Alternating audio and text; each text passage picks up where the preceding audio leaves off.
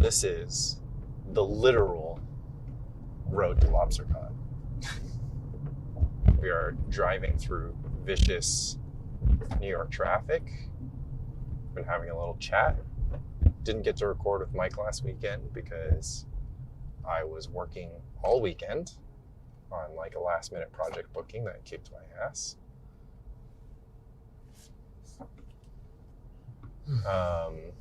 And how do you feel? Are you excited? Are you giddy? Are you worried about sensory overload? All of the above?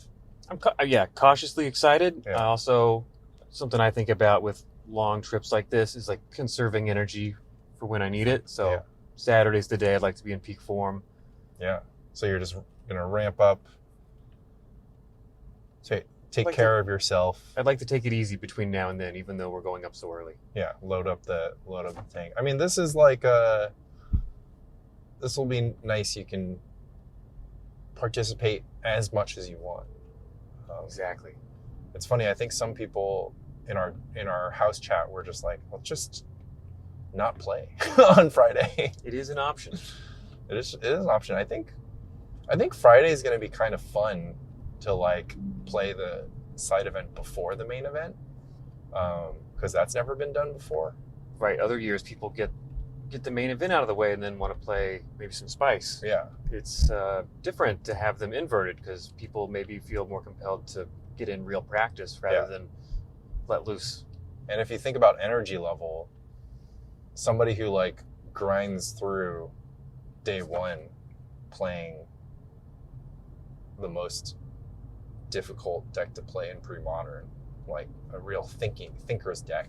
I'll let listeners decide what they think qualifies as that. It'd be interesting if day one, provided buys for day two, for example. Oh my God! Don't get any ideas. To help you recoup some of that energy you spent and maybe get a little sleep if you do well. And then make day one really freaking difficult because everyone's trying now. Okay, there's a trade-off there too. I hear what you're saying. I think people will be trying. Day one is going to be the fourth largest pre-modern tournament in North American history, behind day two and then the last 2 years of Lobstercon.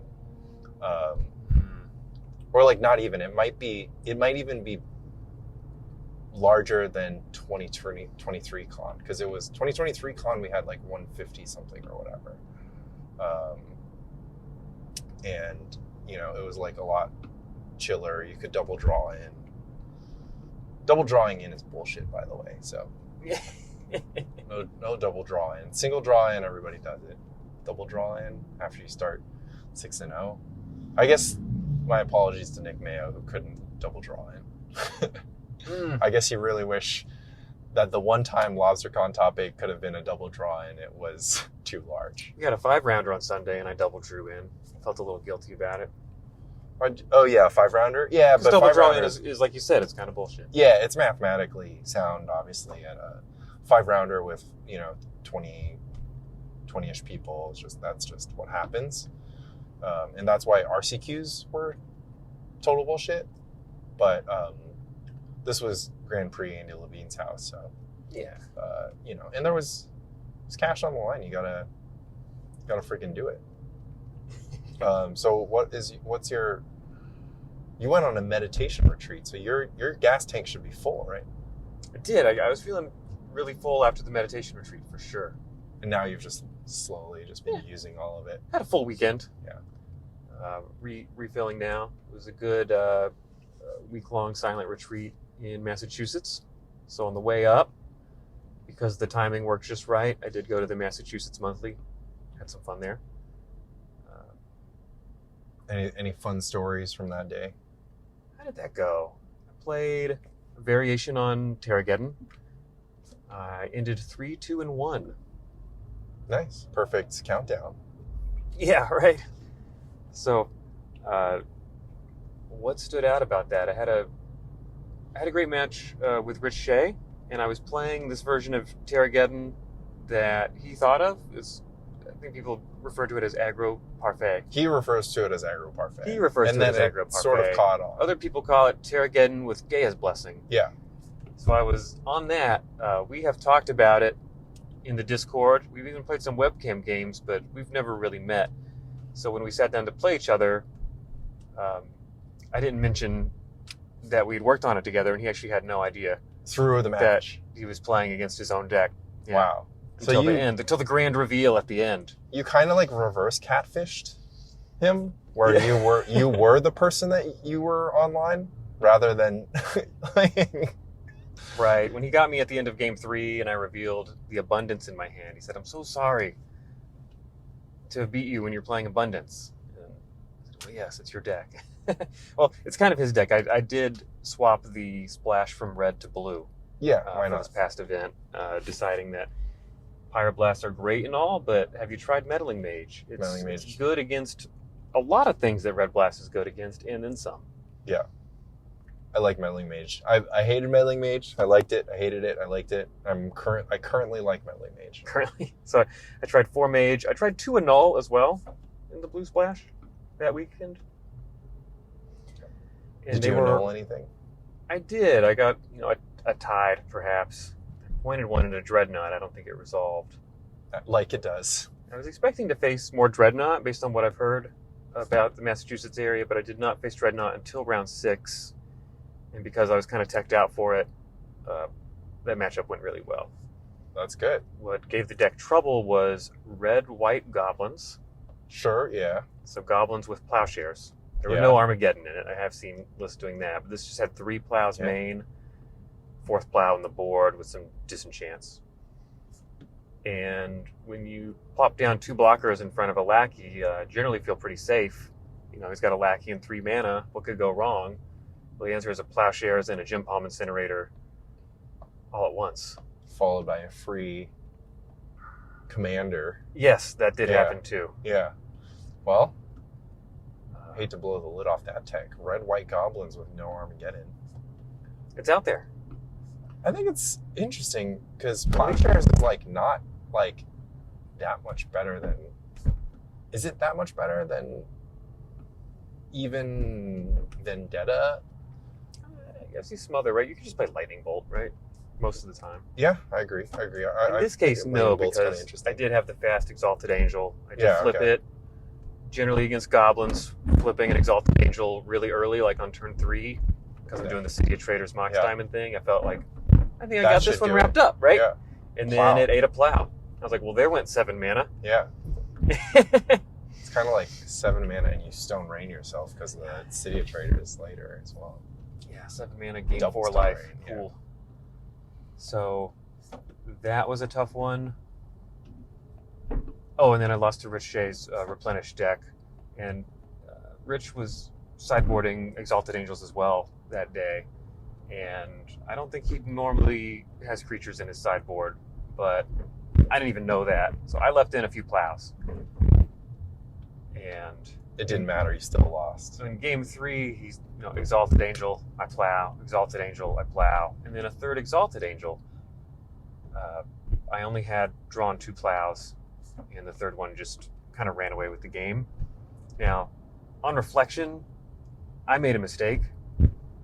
I was too focused on me being mana efficient, casting my plows during his instep on these unmorphed angels, Yeah. when I could have been more focused on making him be mana inefficient by waiting until the angels were unmorphed. So that clearly was correct, and The 7 for 1 mana exchange on an Exalted Angel is definitely pretty tasty because it's basically like Time Walk plus Plowshares. Time Walk, discard a card instead of just discard a card. it became really obvious to me as soon as the game ended, and now I've learned that lesson. So I'll see that next time the opportunity. And with Terrageddon, it's awkward, right? Because a lot of times, if you're gonna end step some removal spell on your opponent's thing, that's because you're gonna use all your mana the next turn. Yes. But Terrageddon doesn't always do that. Oftentimes you'll just be you'll go into your next turn and it's well, I still have 5 mana and nothing to do with it. So, but if you're living off of a Sylvan Library and you've shuffled and you don't have anything to do with your mana that you know of, but you don't know what the top of the library will bring, so you'd really like to free up that mana just in case. Yeah. It will definitely be there for you. The question is if you use it. But I don't know. Tell me about how Rich thinks that Aggro Parfait is the worst matchup for Replenish to face, and how that's not true at all. Well, that's interesting. Maybe it has to do with the strength of Weathered Wayfarer and the Wasteland lock. Yeah. If I'd had the Red Blast, those certainly would be good against his favorite card in Replenish. It's saving them from themselves. If you counter the attunement, then they can't activate it, and Well, thus they are not forced to lose a card. Well, actually, That's the most cards that an attunement will ever exchange for. I is won if it game trades 2 for a on the back blast. of a turn 2 Meddling Mage naming attunement. Oh my lord. His hand contained 2 attunements and a bunch of cards he'd hoped to exchange for fresh cards, and Yeah. just ran away with the game with a mage and another dummy. Well, I can't say that the Soul Read situation is what I was thinking about when I cast Meddling Mage against Replenish. I am a traditionalist in which I just name Plowshares with the first one and Parallax Wave with the second one, and I just make sure that Replenish doesn't resolve. But When your opponent has the art for attunement on their wall. yeah, you have change to plan. make adjustments. Yeah, you have to make adjustments. I mean, Rich just told me, he was just like, all my sideboard plans start with keeping the attunements and replenishes in my deck and deciding what to do from there. Yeah. And I was like, that's so interesting, because I like taking out attunement, and then once I've done that, I like taking out replenish, and I like just casting my spells sometimes and just being like a blue-white mid-range deck that just has like angels and Orm's Chance and like card draw and like whatever. But I will say this. When I was trying out a deck list that didn't have attunement, I discovered something that I didn't expect to discover, and that's however bad attunement is I think as a card, I certainly have been overrating the card Frantic Search. I'm like, everything that's bad about attunement is also bad about Frantic Search. And Frantic Search sees less cards, and the only advantage is sometimes your opponent has a Tangle Wire, and sometimes it makes one more mana. But the way that Frantic Search works with you being able to ritual with it is not a mana breakpoint for the Replenish deck. So for the people who are unaware, you have a soul land and 2 other lands, right? One obviously needs to produce blue. So you Frantic Search, and then you typically have one of whatever the non-blue mana is floating. And then you untap 3 lands, and so now you have 1 mana floating, you have a soul land, and you have 2 lands. So now you have 5 mana, and that's really exciting. But also, What does that deck do with 5 mana? nothing costs 5. Like at that point, you can play a card through days. You can, if you're really lucky, you can play Plowshares and another card, but you can't even do that because unless you had Sky Cloud Expanse basic planes, you can't have enough white mana through the sequence. Actually, no, you'd have to have a Darker Waste basic planes. You can't even make triple white for you to do Plowshares plus Parallax Wave or whatever. If that was a thing you wanted to do, like cast Opalescence and Plowshares in the same turn, you know, Plowshares your opponent's Sylvan Library. That's a fun play. So the ritual part, not great. The part where you cast Intuition for one of each enchantment, cast Frantic Search, and Replenish is excellent, but the line just goes from an A+ to an A- when you take out the Frantic Search. And if you consider that you would replace the Frantic Search with a card that can be good, rather than just, you know, maybe a card that could hopefully put you in the situation to get an A-, put you in a situation, you know, where you're able to cast Intuition in the first place, like maybe that's worth looking into. And yeah, so I'm kind of been delinquent. I have this like league edited. I just haven't put it on YouTube yet, but because it's just so embarrassing that I lost so many matches with my hot take that you shouldn't play attunement. So I was curious how to play Replenish. I went on YouTube. I looked at some Paul Master playing Replenish, in the very first game I see, they intuition for 3 copies of Attunement on the second turn. That's disgusting. And I thought, that makes me want to throw Attunement up. is the best card in the deck. And then it was within a week or two that I first heard your take on Attunement being awful. Yeah. But you know what's funny is that they actually did really well in those games. Yeah, of course. Of course. And I have no, like, I think that it is totally fine for you to be a Replenish god like Rich Shea, you know, like Paul Master, really. Paul Master played the deck a ton. And to love Attunement. And I don't have no love for Attunement. I have a love-hate relationship with Attunement because Attunement has been there at its highest moments, and Attunement's also been there at its lowest moments.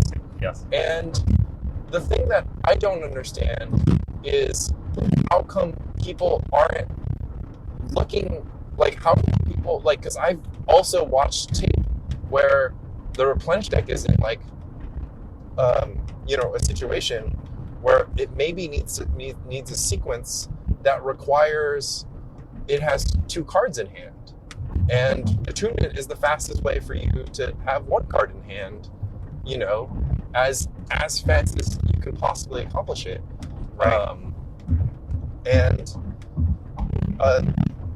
And maybe it's just like a play style thing, because one of the things that I think is really interesting, and I've heard conflicting reports, and I know that people kind of express their ideas in ways that sound contradictory to me but make sense to them, so I'll give them some grace for that. But like, you know, I just don't understand, because like, you said a sentence that I thought was really funny. You were like, oh, he had 2 Attunements and a bunch of cards that he didn't want in his hand. Yeah. And I'm like, it's game 2. Like, why are there cards in his deck that he doesn't want in his hand? You know? Mm-hmm. Like, and I understand that the purpose of the Replenish deck is to put those cards in the graveyard and replenish them back. But still, in this case, against a deck that doesn't pressure you, you can put those enchantments on the battlefield by tapping the required mana cost. I think in this case he may have had Attunements in a bunch of lands. So he was never going to miss a land drop, and then he was going to convert these other lands into spells. But Attunement is a card much like Sylvan Library, or a card like Brainstorm in Legacy, where sometimes you don't bring Brainstorm. Sometimes you keep a hand on the back of this one card being in your hand. You're like, this card fixes my hand. Because this card is in my hand, I can keep a hand that I would otherwise need to mulligan. Yeah. And then sometimes it doesn't pull through for you, and then you're just like, well, now what do I do? Yeah, but what you did there was you made it sound like Attunement and Brainstorm are in any ways like, well, yeah, there's a big difference between 3 mana and 1 mana. And No, it's just the axis on which I think that's the sentence that I'm like, that can convince, that would talk somebody into being a big Attunement fan, right? But I will counter your point with this, and it's actually quite simple. If you open up your hand and you have Attunement and you're like, Attunement's gonna fix my hand, you can just mulligan, and the mulligan will also fix your hand at exactly the same rate of -1 card, and it costs 0 mana. So you're not wrong. Like, taking a sample size of you know, X plus 3 cards, and then ending up with X minus 1. That's what mulligan, you know, that's not what mulligans are. That's slightly worse than mulligans, right? Because your mulligan only looks at 7. And in this hypothetical, you're going to be looking at 10 plus your draw steps, right? And you're right. Brainstorm is different. The other 2, Brainstorm does not put you down a card. Yeah. Like Attunement and Sylvan both put you down a card. Yeah. And of course, Replenish utilizes its graveyard to great effect here. And I think that it's at least interesting that Replenish can, like, you know, Attunement is a hero when you're sitting there and your opponent's not doing anything and you're not doing anything and you don't need more land drops. Like, then Attunement is the slowest demonic consultation of all time, right? But it's still a demonic consultation, which rules. I think that's a more ludicrous comparison than Brainstorm. Okay, that's way more out of line. As the host of the podcast, I don't accept criticism from any of my guests. All right. But just edit that part out. I've actually made similar comparisons where like decks with a lot of cantrips are just also like fluctuator decks or demonic consultation decks, right? You just draw cards until you draw a card that doesn't say draw a card. But attunement is like you're like, cool, I'm happy with the lands I have in play. You know, I get one draw step a turn. And so instead of taking that one draw step a turn and letting it become cumulative, I'm just going to take that one draw step a turn and let that draw step say, look at the top 4 cards in my library, choose one. And I'm going to pay a 3 mana tax to do it. Pay 3 mana to filter some cards. Yeah. And maybe I want them in my graveyard anyway, so it's cheating if it's a card you just wanted in your graveyard anyway. I mean, it is and it isn't, right? Because at this stage in the game, you are in a position to cast the card. The important caveat to if you're doing this is like, if you're going to spin attunement every turn, then you're going to, start the turn, you have one card, and then you're going to spin your attunement. And then presumably you're going to have a card you like, in which case you lose the attunement and you cast the card that you like, right? Or you're going to keep the attunement if you hate all 4 cards you looked at this turn. But the net here is that at some point you'll lose the attunement, you'll get the card that you like, and your opponent might have something to say about the card that you like. So then you kind of actually need to have 2 cards in hand so you can like always have the attunement, or maybe get to a point where you have 2 cards that you like and then you cast them both. So anyways, last episode the statement was made that attunement is a great Gear 1 card, which you countered. Well, the Gear 1 line is intuition and frantic search, but my thought was, why not have additional routes to Gear 1? So I think that's a very good point, and I think that I'll break it down like this. We had sort of pointed out as a result of our earlier discussion about frantic search that the frantic search isn't really necessary to create an explosive combo turn. It certainly will do it in those situations, but it's not like a make or break. Attunement and intuition happen to both cost 3 mana and end up creating good situations if you have that extra 3 mana to invest in attunement. One of them kind of costs 0 or +1. Right, compared to frantic search. I'm saying attunement and intuition are happening in the same turn, and you need them to happen in kind of a specific order. Mm-hmm. But I think people overall don't analyze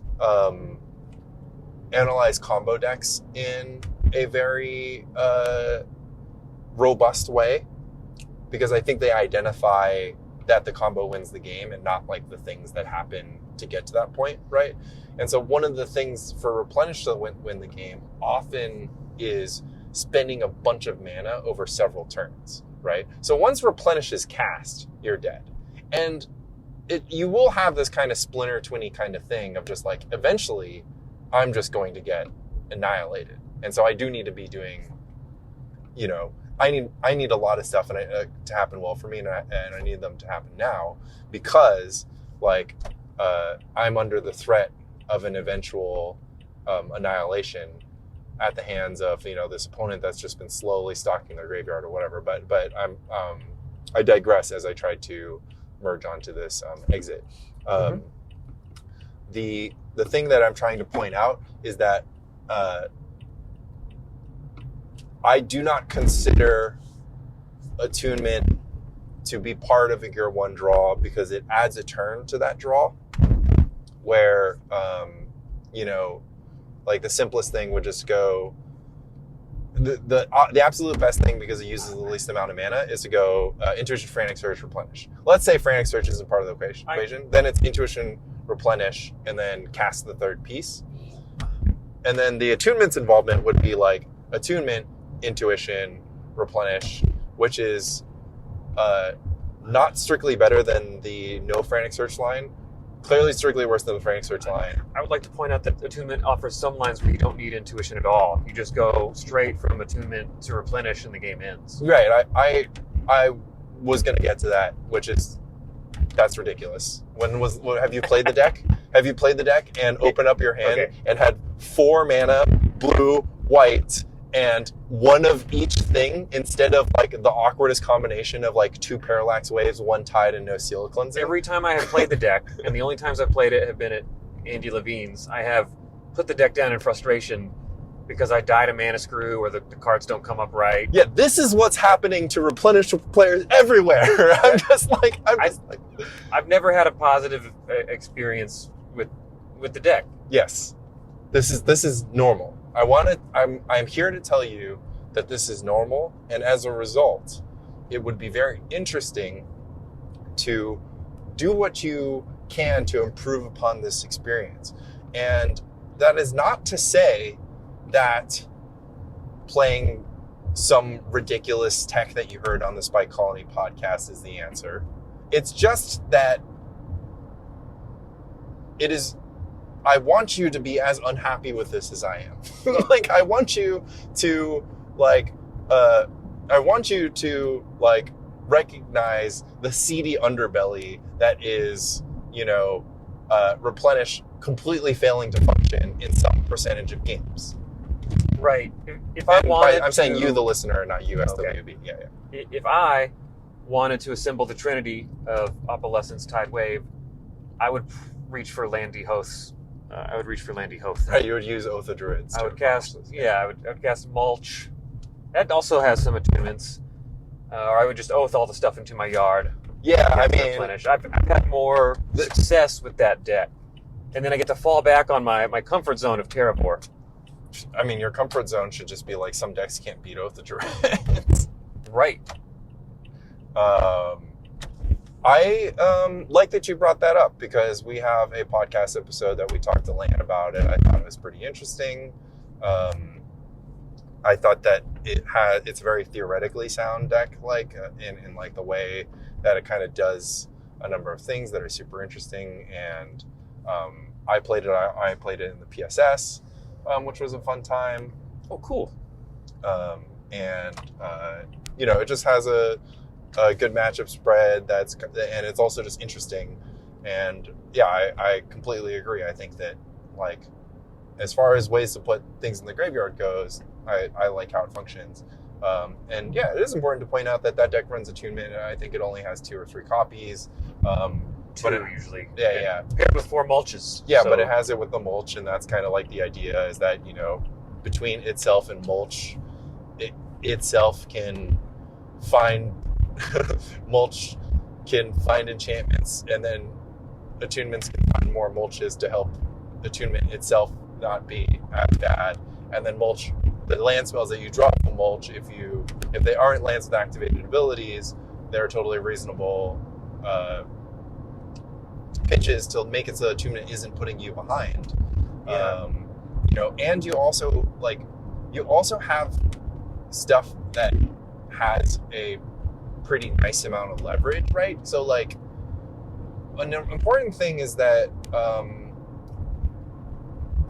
just because attunement finds a card, it is not the beginning and end of the story when it comes to replenish, right? So if your attunement is searching up replenish, you still need a lot of other things to have happened. You still would have needed seen some other good cards, but attunement in a deck that can play a spell that impacts the board, the turn it's cast, like Oath of Druids. I mean, I guess the turn that it's triggered. That doesn't bother me as much. It is slow. Casting Oath of Druids on turn 4 isn't a thing that I'm getting out of bed for. But assuming that you're the rest of the time you're kind of casting Swords of Plowshares. I guess what other interactive spells? So the deck is Swords of Plowshares, Mulch, Attunement, all the Parallax stuff still kind of weighs down to the deck. 4 punches, lots of man lands, or not lots of man lands actually, just 3 Treetop Village, some wastelands, but no ports, no Mishra's Factory, no Dust Bowl. True. utility was a few wastelands, a few villages. Yeah. It has some seal cleansing, 3 usually to combo with the tides and waves. But yeah, I mean, I think part of the great frustration of casting and spinning attunement a bunch is also sometimes you'll cast it and you'll be like, finally something to do. It's finally a spell that you can cast. And it's tricky because that spell is like Opalescence. And so now you've improved yourself for the low price of 7 mana and no battlefield to, a battlefield that has a 3/3, that has a real fun activated ability. No. But I digress. I'd be tempted to just discard the Opalescence, but okay. Yeah, exactly. I mean, you're just like, I'm just going to go until I find Replenish. Yeah. Hence, Just going to keep digging. getting some demonic consultation vibes here. Slow motion consult. Well, just imagine, right? Just imagine, like, you put the Thassa's Oracle trigger on the stack, and then you cast demonic consultation, but it just takes a certain amount of turns. Right. It's appropriate for the power level of pre-modern. Yeah. Because basically, I will hand you this. If you have attunement, you will eventually win the game. You'll win the game faster against a non-breathing, non-actioning opponent than you would, if you just have a factor fiction, right? Because the attunement will do it all. It will find replenish, and it will eventually find your stuff, and it will put them on the battlefield because it found replenish. And look, factor fiction can't do that. Frantic search can't do that. And I think that the credit has to be where it's due, where that attunement is a very unique card. And so that kind of goes to my next point, which is just that, like, okay, if you live in a world where you actually just can't imagine playing this deck without attunement, is there a way to make the deck better? Better at casting and activating attunement? Like, can we actually negate the downsides of it? Maybe it's by playing Mulch and Oath of Druids, right? But maybe it's by doing some other thing. Yeah, and I think a thing that I would love is just like playing fewer than 4 copies. I'm a huge fan of. But, is this a deck that should be playing Tithe? Oh, no. Land tax attunement? If they banned Scroll Rack, would we have just been living in the land tax attunement world? What's interesting is I did some digging on MTG Top 8 for other people playing this deck, and I found that there are some dedicated players of this deck, but they've removed the mulches for Sylvan libraries. Yeah, but the rest of it is largely the same. I'm a fan of exploring what the deck is capable of with mulch. I thought that the deck would be good with AKs instead of mulches and intuitions instead of attunements. Because I was like, well, you still have 4 replenishes, so why don't we just do intuition replenish? And then... Yeah, but attunement gets better with AK as well. You're just gonna draw all these cards that you can trigger your graveyard. Okay, we'll put some attunement in there. You discard the first... Yeah. Okay. You can go down a card to tutor for your attunements. You can go down a card to put the win in your graveyard and end the game immediately. You can discard the first AK to attunement, which I think is excellent. Yeah. And then cast the second AK. So you got me there. I'm on board for... That sounds great. I'll order 2 copies. from you. You got a sale. I'm not going for the full play set. You can talk to my neighbor about that, but you sold me on the first 2 there. But yeah, I think that was the other thought that I had, which was just like, okay, interesting. Yeah. Replenish is built around attunement. So why don't we make, that relationship a lot different? And I think actually another interesting way to do it would just to be giving you those cards that are good to cast, and having 3 copies of Opalescence and 3 copies of Wave. Because you're already taking the slow road, right? If you're activating attunement multiple times, you're already taking the slow road. How fast you encounter the Opalescence is obviously a concern to you, but I am assuming you're going to take a detour through tiding your opponent out or whatever. Right, you go for the value replenish. Yeah. And eventually Opalescence will make an appearance, and eventually you'll win the game. And the other thing that, was sort of, identified or teased at is just that, or not explicitly mentioned, but should be mentioned, is just that like Intuition is a great card, and Intuition is one of those cards that you do want to draw even at various stages of the game. So just use your attunement to find Intuition, and then use your Intuition to find Opalescence or Replenish or one of each or whatever. Grab the Trinity. Yeah, and then at that point, you kind of sold me on attunement being somewhere in your 75, just because, like, you know, a deck that has 4 copies of attunement and 3 copies of Replenish drives me absolutely insane, because, you know, Intuition does it all. It puts cards into your hand, it puts cards in the graveyard, and you get to choose exactly what they are. It is roughly as quick as Demonic Consultation. It's just 3 times the mana cost. On the Demonic Consultation meter, Intuition is a 8 out of 10, and it's like Attunement draws a card. Yeah, right? Attunement is a double Entomb draw 4 card. out of 10. Yeah. So,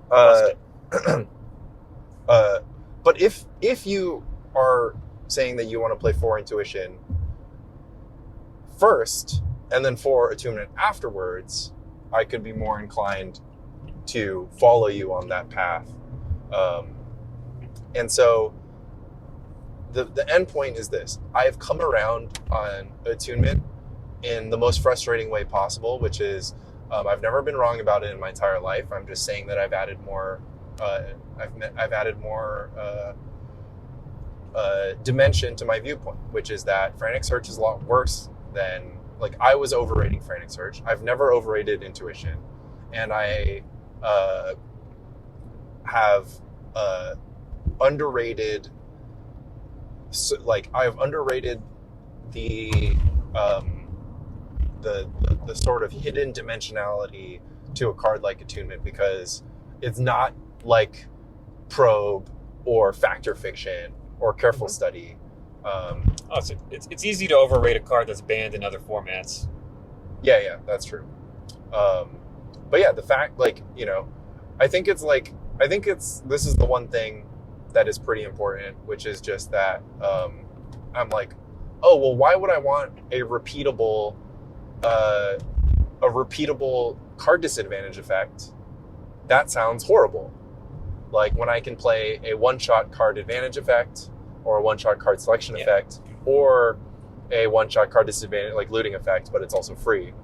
And the answer to that question is like, well, you probably don't want it all the time, but it's a different story to have access to it, you know, to just be like, okay, well, you have a choice. You can have it be a one-shot thing. And yeah, that kind of sucks. Like, draw 3, discard 3, not a good effect printed on a card.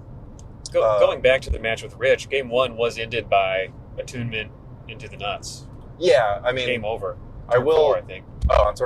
You know, that's showbiz. Game 2 was Meddling Mage goes coast to coast. Game 3 was Exalted Angels all day. Yeah.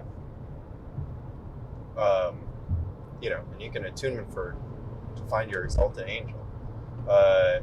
Yeah, I think you know, whatever. Like, I think that the effect being repeatable, I'm just like, ugh, sounds disgusting. Why don't you just like build a deck that like likes cards and casts them? But at least, like, you kind of can say like, okay, well, yeah, like, you can build Replenish that way, but right now the way Replenish is built around Attunement,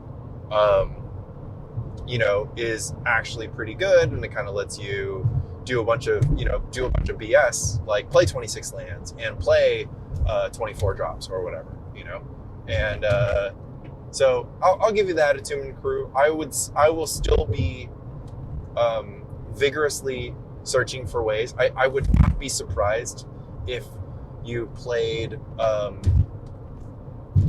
if you played some cohort of Factor Fiction-y type stuff, or I mean, I actually talk about repeatable effects. I'm a big fan of Deep Analysis, and I do think that Deep Analysis gets better. Like, you can't play Deep Analysis in a deck with absolutely no looting, and it's really hard to play Deep Analysis in a deck with Ancient Tomb.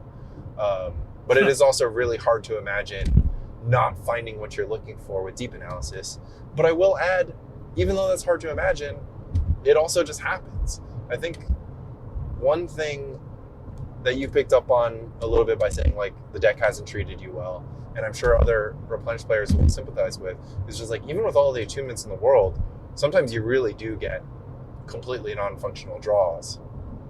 And there could be just be an element of like, we're just embracing the fact that, you know, this deck is very powerful and it's just also very volatile. Like there's just a lot, you know, it's very exciting. You've been dabbling in poker. Yeah. So it's a straight draw and a flush draw, what we like to call a straight flush draw. And It's probably the nuts. it will know. So it's not the nuts right now, Pin but those out. it will be. It will be the nuts. Yeah. And when it does, your opponent is going to feel it. You know. So from here, some directions we could go, or could go a little more Terrageddon review, or we also mentioned ban cards. We could also talk about the Unchained. yeah, I don't want to talk too much about Unchained because I think that a lot of it is just kind of like you just don't get that many opportunities to play it. So I would say go pick a card on the ban list that you think looks fun and play that. Yeah. You know, like my weapon of choice for Unchained is adding Force of Will to Grotog, and I think that's just fun.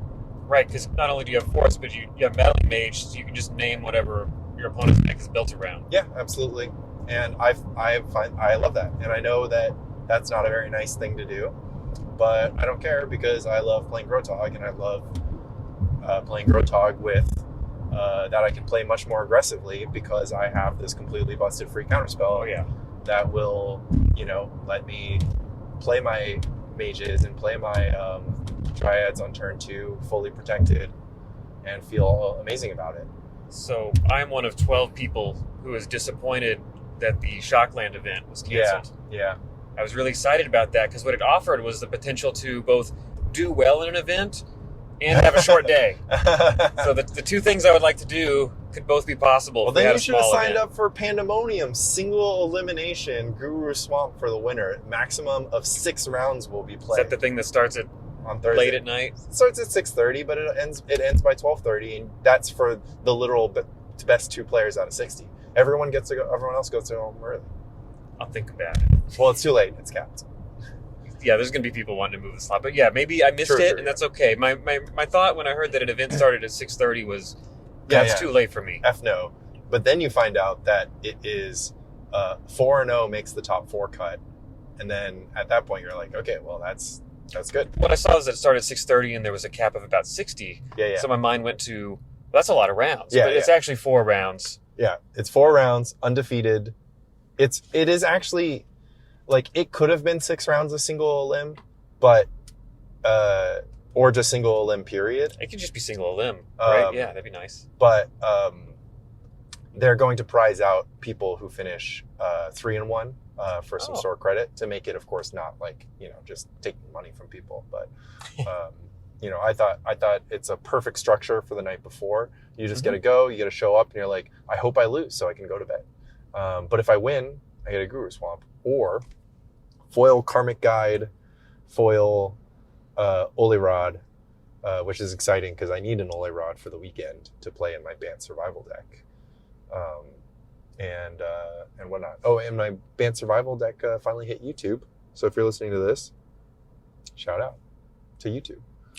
Prepare to sleeve up your stampeding wildebeests. Yeah, you're one. But there's multiple wildebeests in the one copy. Yeah. That's all you need. That was hype. It's been a hype month in the Spy Colony Discord too. Lots of new faces, lots of fun discourse. So big plug here. Doesn't wildebeest seem fine in the green-black deck too? Yeah. Seems great. I have been messaged by the homie Fritz, who has confirmed for me that wildebeest does in fact do quite well in the green-black survival deck. He likes it over the Graveborn Muse slot, which I found to be crazy. This Sunday at Grand Prix Andy Levine, I watched Simon loop Walls of Blossoms over and over. And I thought, well, if there's just a wildebeest on the table, This would be a little bit more mana efficient. You could do more stuff. Yeah. By And using you'd have a 5/4 by using trample. Recurring Nightmare instead of Stampeding Wildebeest. Yeah.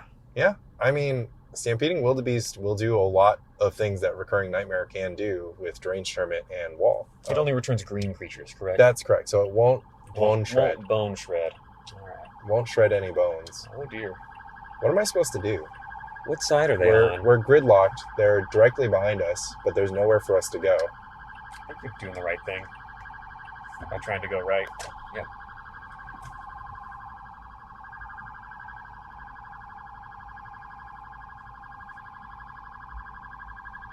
Every other car seems completely unperturbed. I hope they know that they're ruining the podcast because I don't have the capacity to edit. Well, I have the capacity, but I don't have the time to like try to edit the podcast and not suck. To really cut this part out unless I like work really hard.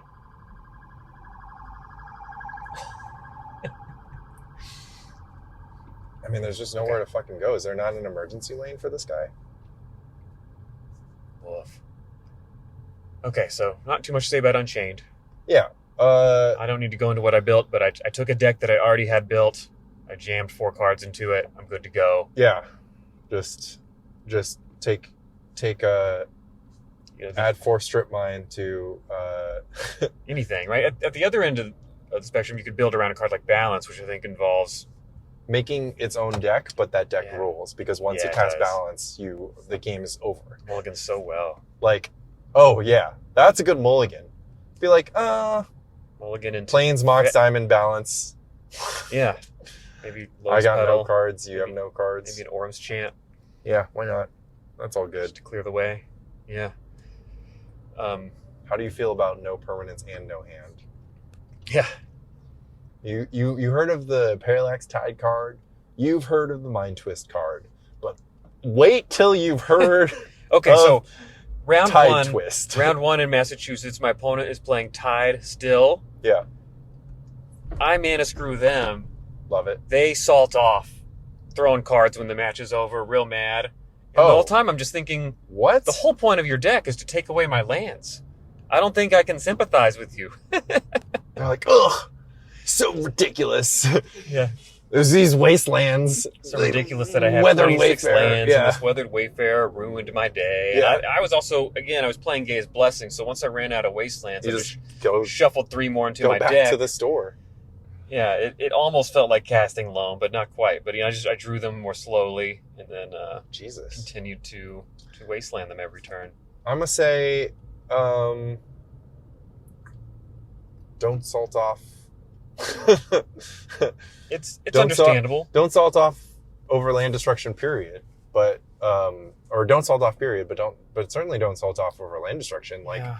we play this format because Armageddon is not a card that you can play in any other format. True. If you do it in, if you don't want to play against Armageddon, it's legal in EDH, but you can politely ask your opponent, excuse me, sir, before we start this match, do you have any game changers in your deck? And would you please identify them to me? Yeah, so game changers. So I also played against a green-black The Rock deck. Oh, geez. And after this match, the person just deadpanned me and said, "Your deck is not fun to play against." And I thought, and then he just looked around at the table and he said, "None of y'all's decks are fun to play against." yeah. Yes. That's the perfect 1-2 punch because then it doesn't make you feel And like then you're getting we singled all out. had a good laugh together. Yeah. He's like, this format sucks. He's just like, wait People a have been second. tiding me all day. This is Yeah. bullshit.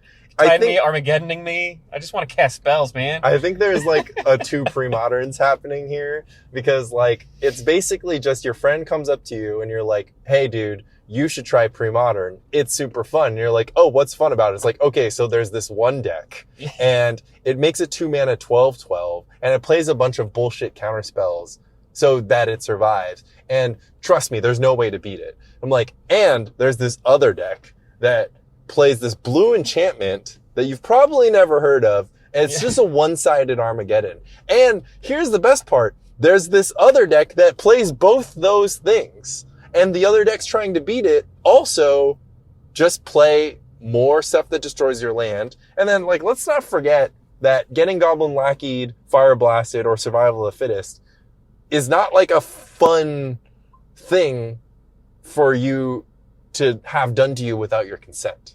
So, the premise of pre-modern is that we consented to this. So, like, you know, it's just BDSM. It's just, there's no safe word. Like, you are going to get your balls crushed, and you're not allowed to ask them to stop. At the volleyball event last year, the one where we played somewhere near the end, and I got second in that one, but one of my legacy friends joined for their very first pre-modern experience. And afterwards I said, well, what do you think of pre-modern? He said, it was just a bunch of people trying to stack each other out. I don't see what the big deal is. Yeah. He's like, the deaths will be painful and they will be slow. Yeah. And I said, well, what did you decide to play? I said, well, stasis. I said, well, why did you? Yeah. He's just like, I wanted to do it too. I just didn't think that they would also want to do it to me. Wanted to do something that he couldn't do elsewhere. Similar feeling. We're just a bunch of dom tops looking for our bottoms. And also, the bottoms don't have fun. They don't enjoy it. So instead, we're just all trying to top each other, and it doesn't really work. And that is why we should have land tax. Yeah, we should just have a different spiked, you know, whip, flail, cat o' nine tails. I was thinking it'd be fun at some point. I would love to just organize a small event for our crew, but I would like us to try middle school one time, just for kicks. Yeah, we should just do that. We could change you get land tax, you get Force of Will, you get Entomb, you get Dragon. I don't know about Earthcraft. I don't know about mana burn damage on the stack, but we could since we have so much pre-modern happening, we can switch to. You just don't want Mark Fanatic to be too good. Mark Fanatic needs more help against Necropotence. I mean, actually, it doesn't need help against Necropotence, but it needs more help against a land tax for sure. Mm-hmm. I don't think people remember what it felt like to get Ivory Tower land tax. But I think it'd be fun to do mana burn, because then I could play an Eladamri's Vineyard deck. Shock you every turn, depending on what you're doing. Yeah, I mean, right? Someone's playing Mono Blue Dreadnought. Like, what are you going to spend this 2 green mana on?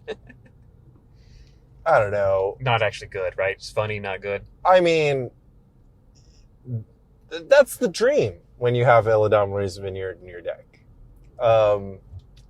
And I think that's interesting. Interesting, not good. Yeah. I agree. I agree. I mean, could we just play Eladamri's Vineyard in a deck?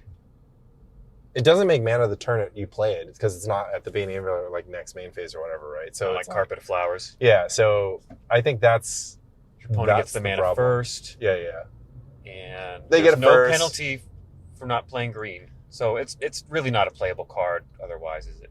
They get it first, and they might just be like, I play a face down creature, and then the next turn they're like, I'm going to flip the face down creature. But the first time I ever saw that card was in the 4 Stampeding Wildebeest deck. Oh, heck yeah. When I was younger with Wall of Blossoms. Ooh, sign me up. Ooh. It was very stupid green deck, right? I think that's what it was called. Stupid green. Sounds about right. Okay, so, Massachusetts ran up, also played against Stasis there. Yeah. That was a draw. Had a thing come up in game 1 where I probably played longer than I should, but I had an abundance, and I could just choose land every turn. Yeah, that's good. And play it, and then eventually just not draw a card anymore. Yeah, that's good. So I would never die to Vice. Yeah. And I was like, well, maybe if they don't have one more Chain of Vapor, then I just got it. But they had one more Chain of Vapor. Eventually they figured it out. Then I won the next game on a fast meddling mage, and then the third game we just went to time. Yeah. Stasis. As one does, yeah. And then I think I mentioned there was another match against Dreadnought, and that felt great. So since that event, I moved the meddling mage's main. Yeah. I think that really that deck with the meddling mages is going to be exciting against Dreadnought, but I also do think that Dreadnought is Dreadnought, and you'll probably still get kegged and dominated, and maybe even tighted. But you have a Knowles too, so sure. lots of good stuff happening for you. Changing things up with that deck. So when I played it at the meetup, it had some Call the Herd and an Angel. When I played it in Massachusetts, I just went all in on Angels for those slots, just to try it out. Yeah. Now I've been... Yeah, the deck can do anything, because it has all I've even the removed mana. Gaia's Blessings, too, more recently and tried out another fun tech card in that slot. Yeah, sure. So I'm a Bance. Yeah. So that's what I played on Sunday for the 302 ended up in top 4. Yeah, let's losing to Blue Green Madness. And that's a tough matchup.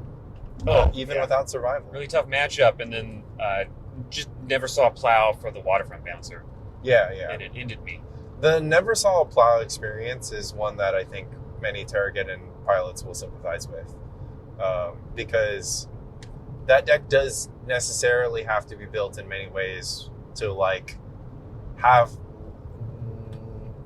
looser good stuff type things, because your hands are so variable. And yeah, you kind of have to put it together based on what you draw, which is just good, honest magic if you ask somebody other than me. My experience with the deck is I typically have a library and a repeatable shuffle effect, and I feel like I'm just getting a free attunement important every turn. Tell me, where does that rank on the scale of not demonic consultation and demonic consultation? Oh, super far. Yeah. Because it's not actually getting you deeper in your deck, but seeing 3 new cards every turn, taking the best one, and getting rid of them, it's great. I know you've played the Enchantress deck with all the fetches and the Miri's Guile. I mean, it's kind of like that, but I'm using the Wayfarer for the repeatable shuffle plus some fetches. In some matchups, I want to take the Wayfarers out, and I do worry at those times. And it almost, if I'm not going to have blessings in the main, sometimes I consider having blessings in the board. Because in these matchups, I'm often bringing in things like Pyroclasms, things that would just kill my Wayfarers. It's absolutely. What am I doing with these? I mean, I think the thing that I have experienced with Sylvan Library Miri's Guile type decks is that you look at the top 3, but if you look at the top 3 and you're like, okay, well, at least I get to take this fetch land and shuffle away the other 2, that's fine. But you still drew air for the turn, and you kind of have to construct your deck around drawing air for some number of turns. And to be fair, Tarragon, is a deck that's constructed by that. It has Treetop Village. It has obviously Armageddon, forces your opponent to be drawing air for a certain amount of time. And so you kind of have stuff to do. You can flashback Call the Herd. But I do think that Shuffle My Sylvan is not free. It's not free, right? It's not like I get to draw gas every turn. It's I get to draw gas like every other turn. And sometimes that's great, and sometimes it's can be frustrating. Yeah, last time we played it against this deck, every time I'd activate my Wayfarer, I'd say, I will draw a card. Yeah. And you said, you're not allowed to say that. So Yeah. It's like, literally, I am. I am drawing a card. No. Figuratively, you are. And the card you draw, at best, is Strip Mine.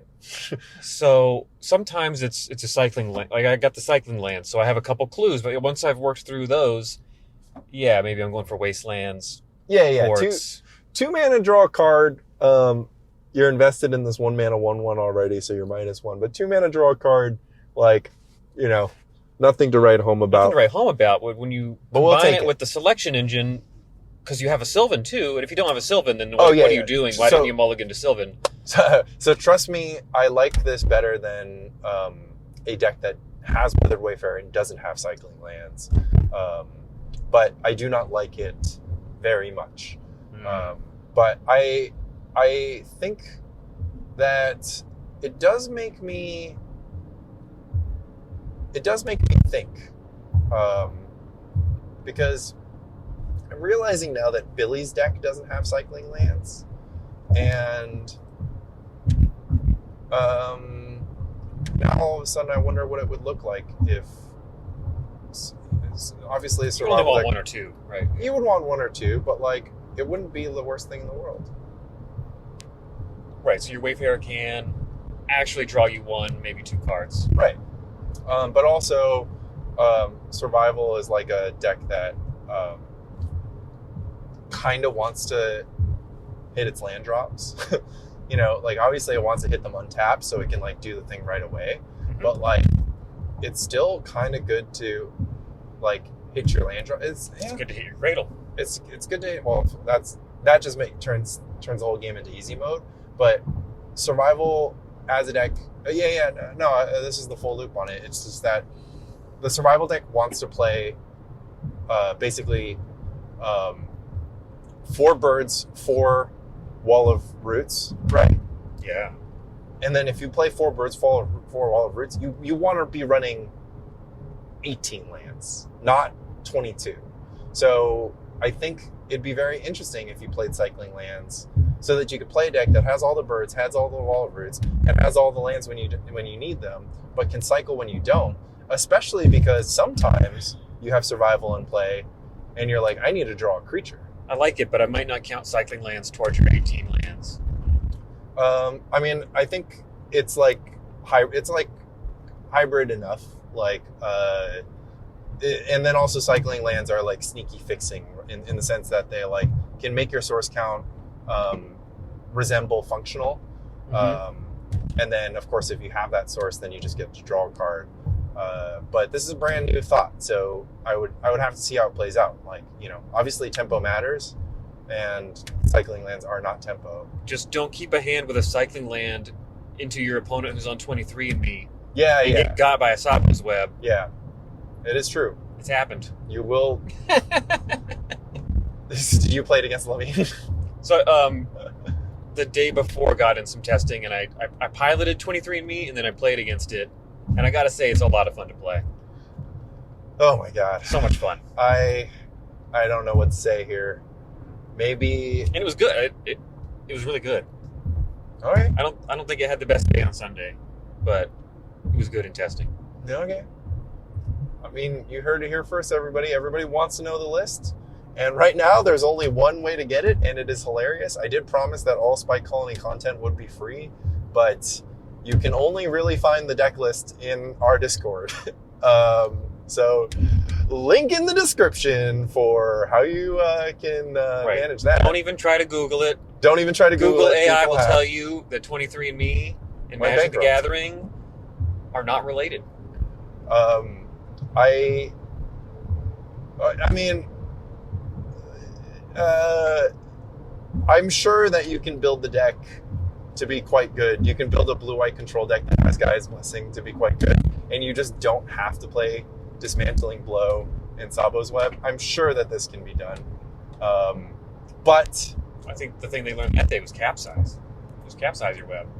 Yeah, that just makes me want to throw up because it's less efficient than Jam Day Tome. It's like casting and tapping a Jam Day Tome every turn. Yeah, but it's also an alternate win con, scoop con. Yeah, I see that. I'm not stirred by that, but I'm glad you guys are having fun. And I will say that your blue-white control deck that has Renewed Faith and Gaia's Blessing is at least, like, when I told Mike that this deck gets an F-, like, that was a hyperbole, like, because the current blue-white control decks get an F-, and this is only less of an F- than every blue-white control deck that currently exists. So, as a listener, how can I tell when you're using hyperbole and when you're being serious, Lanny? That's a good question, Stephen. Apparently, you can't. But when you hear terms like F-, well,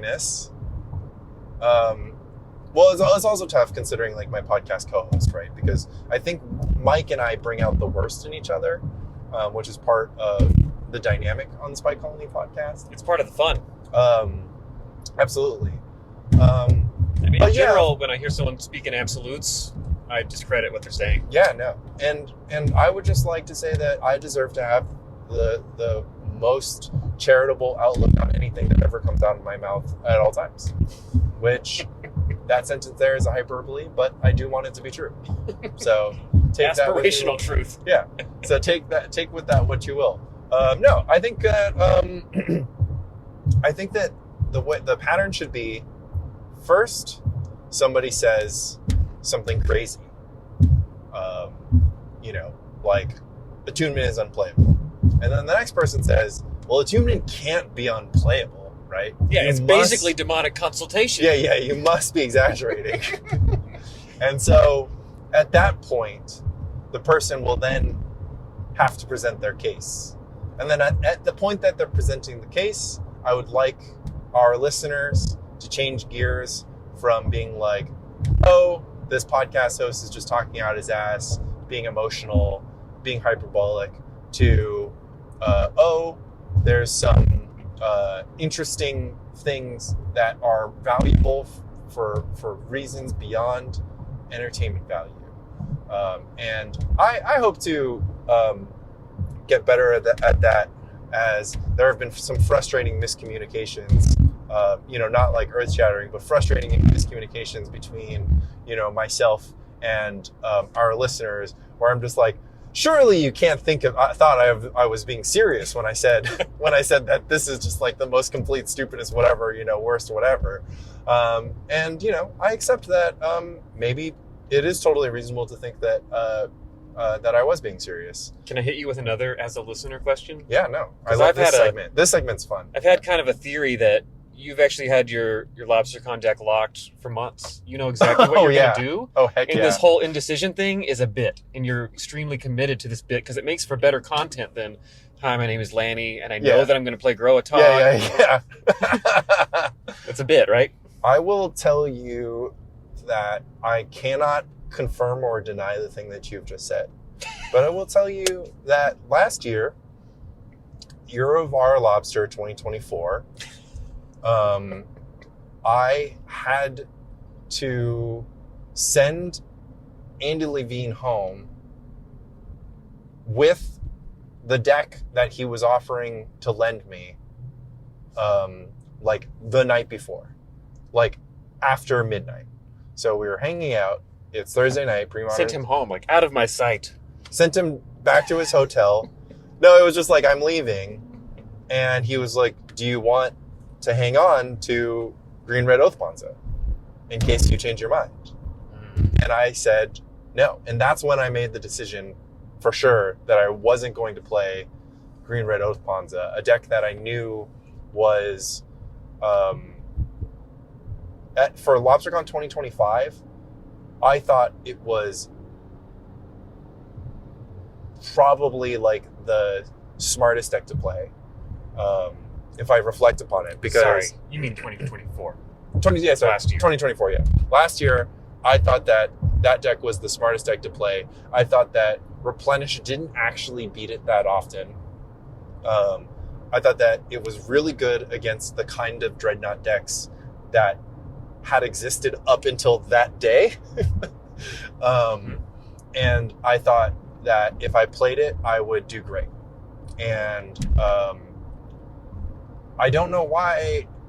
I don't think it was like a big deal that I played Grotog instead, because I also, I've told this story many times. I got all the matchups I wanted. I played Grotog against a bunch of, either Dreadnought decks or blue control decks. I either didn't play well in the matches that I drew / lost. I'm glad we didn't have to play the Oath Mirror. Oh yeah, absolutely. Well, the Oath Mirror is just whoever is Terravore is farther down in their deck. I think I played the Oath Mirror with Noah last year, actually. Yeah. What the fuck is happening? Oh dear. A little bit of a bunching up on the left lane for no reason. I don't see an exit.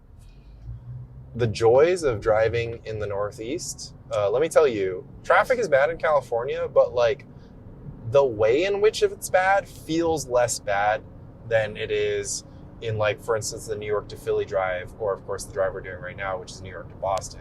The Boston area, of course, is like famously has people who drive the worst, but they kind of earned it because the way that Boston is laid out as a town is also the worst. Why are we bunching and moving and bunching? It's interesting because we're cruising at 60, we come to a complete stop, then we come up to 60 again, then we come to a complete stop again. Yeah. Anyways, this is compelling content. So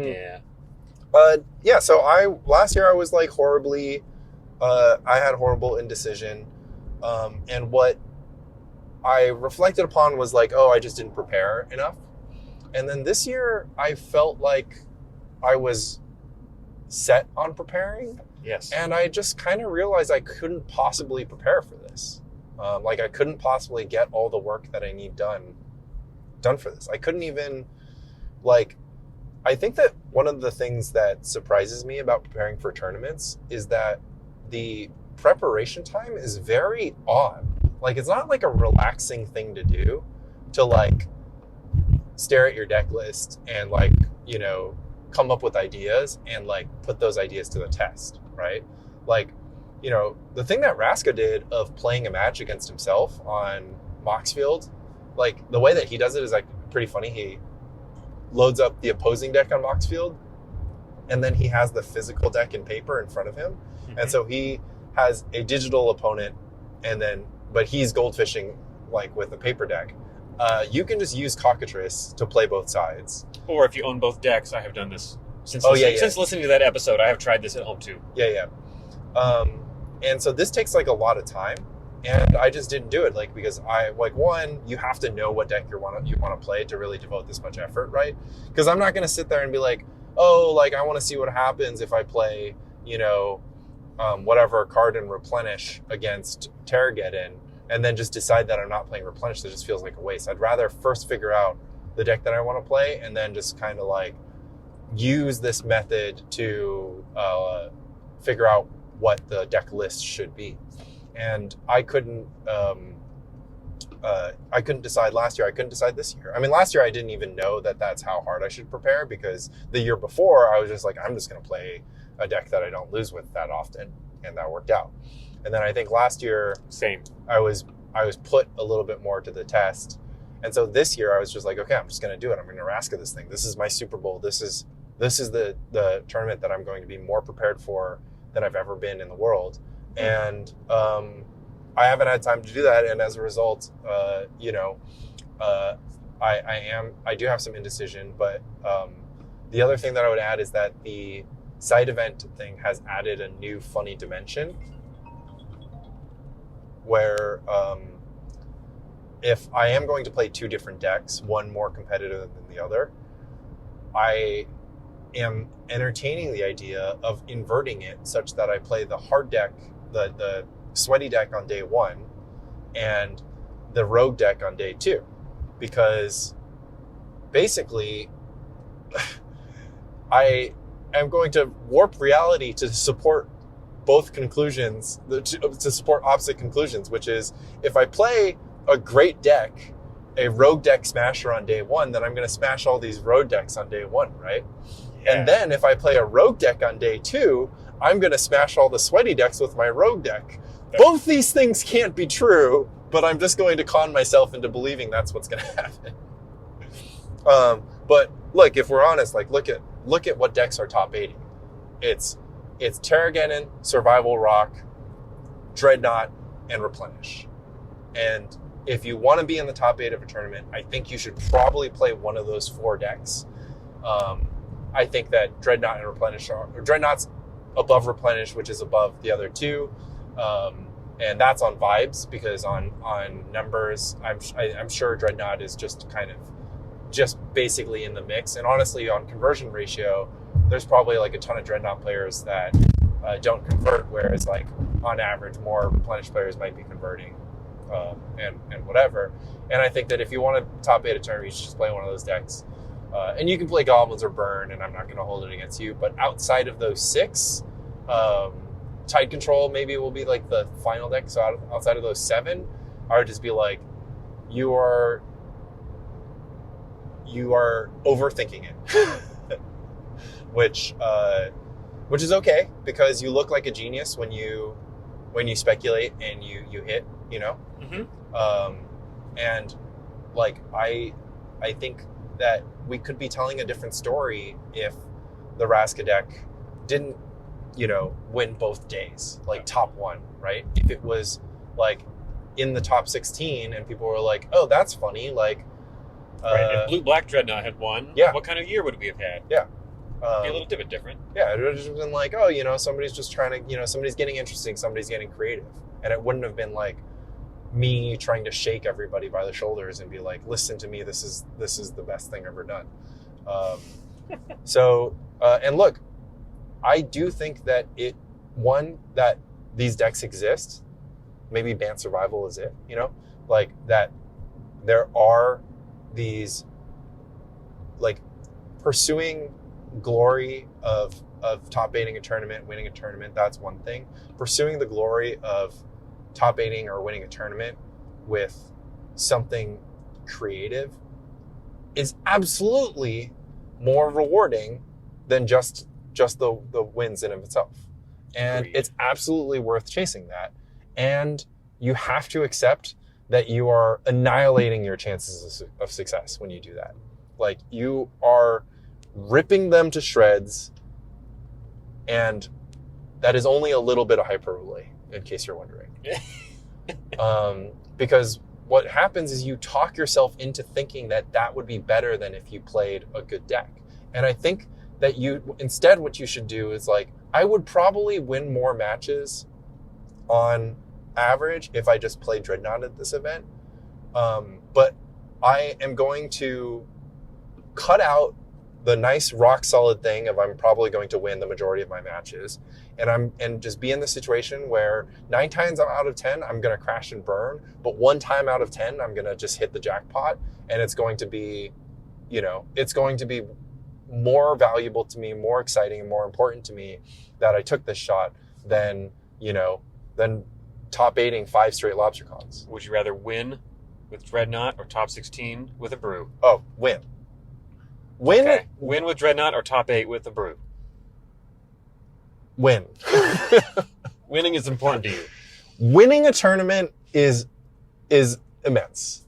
Like, I think that winning a tournament is, like, there's just really, it's rarefied air. It's like, it's why Battle Royale game, like, have you played Fall Guys? Like, have you played any Battle Royale game? No. But, like, any Battle Royale game where you, like, get in there and there's just 100 people and you win, right? Like, I don't, like, that's why second place is awful. Like, because first place is amazing. So if you would ask me what is equal to winning, like, second place with a brew or winning with Dreadnought, like, I might still just be like, well, damn, like, winning with Dreadnought is probably better. Okay. But winning with the brew is better than everything combined. Like, if I win 1 Lobstercon with a brew in 10 years of playing, like, that would be like a thing that would just be like the pinnacle for me. And so you're not even chasing that if you play Dreadnought. You're not even inviting the opportunity that you hit a royal flush, right?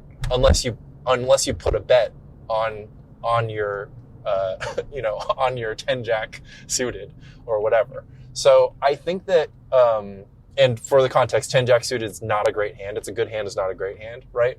But the dream is that you hit a royal flush in short terms, right? So yeah, you can go with Dreadnought, which in this pre-modern format is pocket queens. But are you going to hit a flush with pocket queens? Are you going to hit a royal flush with pocket queens? A lot less of the time than if you just get in there with your 10 jack suited. And so I don't know, that's I think most people would agree with me that, like, winning is amazing. I mean, if you've done it before, if you haven't done it before, you know, just keep trying. But if you've done it before, I think many people would agree that it's an extraordinary feeling. And, but, like, the whole point of brewing is to win. I mean, not the whole point, but, like, winning with a brew, is, you know, it's extraordinary. It's like extraordinary plus. It's just like, you know, it's just pizza and ice cream, you know, and like, you gotta have the strength to put yourself in a position where that's possible.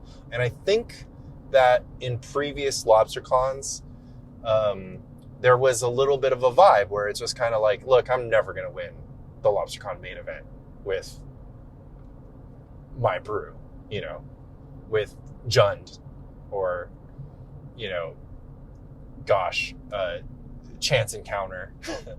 You know, but I could, you know, Draco Explosion. I could win the side event. And the first Lobstercon side event I played, everybody was playing Draco Explosion. They're like, okay, I knew it wasn't going to happen for me in the main event, but Draco Explosion, now it's time. Like day 2, Draco Explosion, we're shipping it.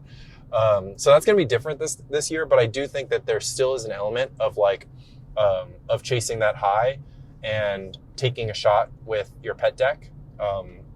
And it is a better shot, right? Because if everybody takes a shot with their pet deck, then all of a sudden your pet deck, you know, no longer has lost a bunch of edge because, you know, the room is full of killers playing the best deck. What do you think? Would you rather top 8 with a brew or win with, you know, some established list? And what do you consider a brew? If you play, you know, a deck that exists, the idea of what it's doing exists, and then you just kind of add a little spice to it. You splash a fun card, maybe in the main deck, maybe in the sideboard. You know, is that in between? Is that just what kind of endorphins do those different scenarios give you? There's a difference between a brew and just playing the deck that is my favorite deck to play that is not the best deck in the format. So I tend to think like I'd rather just play the deck that is my favorite deck to play. Right. It's not a brew in the sense that it's like something that only I play. Yeah. I guess the exact 75 might be unique to me, but it's still within a few cards of an established thing. Like, I guess I'll put it this way. Like, if I won last year with Grotog, that would have been the feeling that I'm chasing after.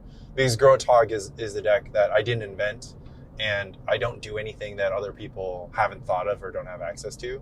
But it, you know, it's not a brew, but it feels like, you know, I'm doing something that, you know, I'm taking a shot rather than as if I played Red Green Oath Ponza. And that's why you know, that's one big reason why I played Grotog instead of Red Green Oath Ponza that day, amongst many other reasons. But that's one of them. I think one thing I took away from the episode you did with Lan recently was that you, when entering these events, like winning the event, the possibility of winning the event is very much on your mind. Yeah. Near the forefront of your mind. Yeah. And I contrast that with my own experience where I don't really give it any thought. Yeah. I think that's so interesting because I've heard that often. And I think that, you know, I don't think one thing is better than the other. And I think that it just speaks to your personality. Because I think if you I don't think somebody who thinks about winning versus somebody who doesn't pay too much thought to winning odds, I don't think that there's a huge difference. But the great work by Michael Flores, How to Win a PTQ, is explicitly about like cultivating this mindset. Exactly. And it's one of I think that it is actually like, you know, I think that I think as far as Flores articles go, all of which are of great quality, I think the fact that this one kind of dives into this sort of thing that isn't theory, isn't technical, but is about, you know, mindset or about the story or about just, you know, that kind of thing. Like I really love it for being on that topic. And also, I don't know, it does feel true because there was a TikTok going around where Neil deGrasse Tyson was like, if you had 2,000 people in a room and you just give them all a coin and you just tell them to flip the coin, and when you flip a tail, sit down, right? Mm-hmm. And not eventually, because that's actually not how it works, but he was just like, eventually there's going to be one person standing who thought that while they were flipping the heads, that they were the chosen one, you know? Like, they have no reason, like, the experiment is meant to produce a person who flips a coin heads every single time. But that person in the experiment has to, like... Is this what we're doing when we gather to play Magic? Yes, we're absolutely. Just getting in a room and flipping a coin together? We're literally doing this, yes. That's why it's a good analogy, right? But, yeah, like the person who just wins that whole thing is gonna think that that it means something.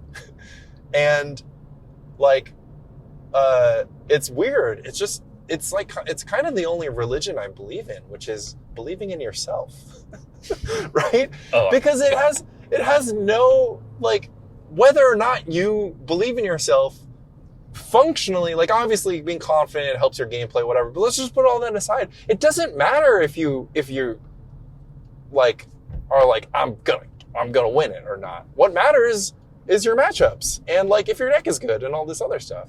But if, like, I've never won a tournament without feeling like I am going to win the tournament. But of course it feels like that way because the coin keeps on coming up heads for me. Like, but that's just, like, I don't know. Like that, like I said, it's kind of the only spiritual thing that I could subscribe to. But, like, I don't know. Like, it just, like, I mean, I found that when my mind in the middle of a tournament goes to this idea of, like, oh, I could win, or that's when things start getting worse. That's when things start to unravel, and that's when I immediately say, bring my attention back to the next turn, one match to the at next a time, phase or step or whatever. Yeah, not just one game at a time, but one turn at a time, and just really, like, get as far away from those thoughts as possible. Maybe entertain them between rounds, but don't let those thoughts enter mind or stick around during a match. During a match, you have to be in the match. Absolutely. Oh, okay. But I mean, during a match, there might be moments where you're just like, hoo, top deck a Dreadnought. It's like, just got my Dreadnought Cabal Therapeutic and I drew one. I'm like, guess this is my day. But aside from that thought... And so you're right, this is different than what we were talking about, which is believing in the possibility of winning a tournament before it even begins. Absolutely. Or as you're preparing. These are two different things. And I can't say that I've really had that experience of going into a tournament with thinking that. Yeah, I think that one of the things that I've talked about in the past is people who have this thought that at one point it's just going to be their turn. Like, they're just going to, if they play enough tournaments, things are going to happen good for them, you know? And I do think that mindset can hold some people back. Because I do think that if you really, really put your head to it and really, like, focus on improving and focus on bringing, you know, the absolute best thing, you can absolutely outwork the entire room. And I think that's like a real thing. I think you're discounting variance, though. Not only you have to outwork the room and have variance go your way. That's right, but you can't, you know, like, you're going to be in a better position to be catalyzed by variance if you have put in the work. Otherwise, you're just playing, like, you know, like the real lottery, like, you're just playing the actual lottery, you know? Like, you have to put yourself in a position, like, here's the thing. Like, I will tell you that for a certain subsection of people, right? Like, any given one of them, like, if you do a top 8 draft of Lobstercon, if you draft players for Lobstercon, right? A bunch of names that you think of, they're all in the mix to win the tournament. But I will also tell you that there are people who are never going to win the tournament. And not like literal never, not like, you know, whatever, but like functionally never, right? You're never going to play due to a combination of mindset, preparation, due to how much work they've put in. Okay, yeah. Like, you know, and it depends on person to person, right? Because obviously, Kai could roll out of bed and win Lobstercon tomorrow, right? Mm-hmm. But I will tell you that it would be a lot scarier if Kai rolled out of bed and decided he wanted to win Lobstercon next year, because he absolutely would, right? And the only person who would have any say about that is if John also decided to roll out of bed and decide that he wanted to win Lobstercon next year, right? Because then it would be either Kai or John, and then the freaking odds on Lanny would go from, like, you know, pretty good as far as anyone's concerned, just be like, nope, like, you know, the house is paying like 3-1 on Kai, 3-1 on John, and then, you know, 150-1 on any other guy, basically. So this whole scenario you just painted, how hyperbolic is that? How serious are you about everything you just said? The numbers are a little fuzzy, but I am certain that if Kai Buda decided that he wanted to win Lobstercon 2026 and this was a thing that was important to him, it would happen. And like, not a slam dunk. Like I said, I would say that the house would pay 3-1. So if Kai decided that he wanted to win one of 3 Lobstercons, then he would. You know, it would take him 3 bullets maximum to win a Lobstercon. If you like run the same tournament 3 times and you give him however much preparation he needs, right? Because like, yeah, I think, you know, I think he might lose a couple matches. They're not going to happen very close to one another, you know?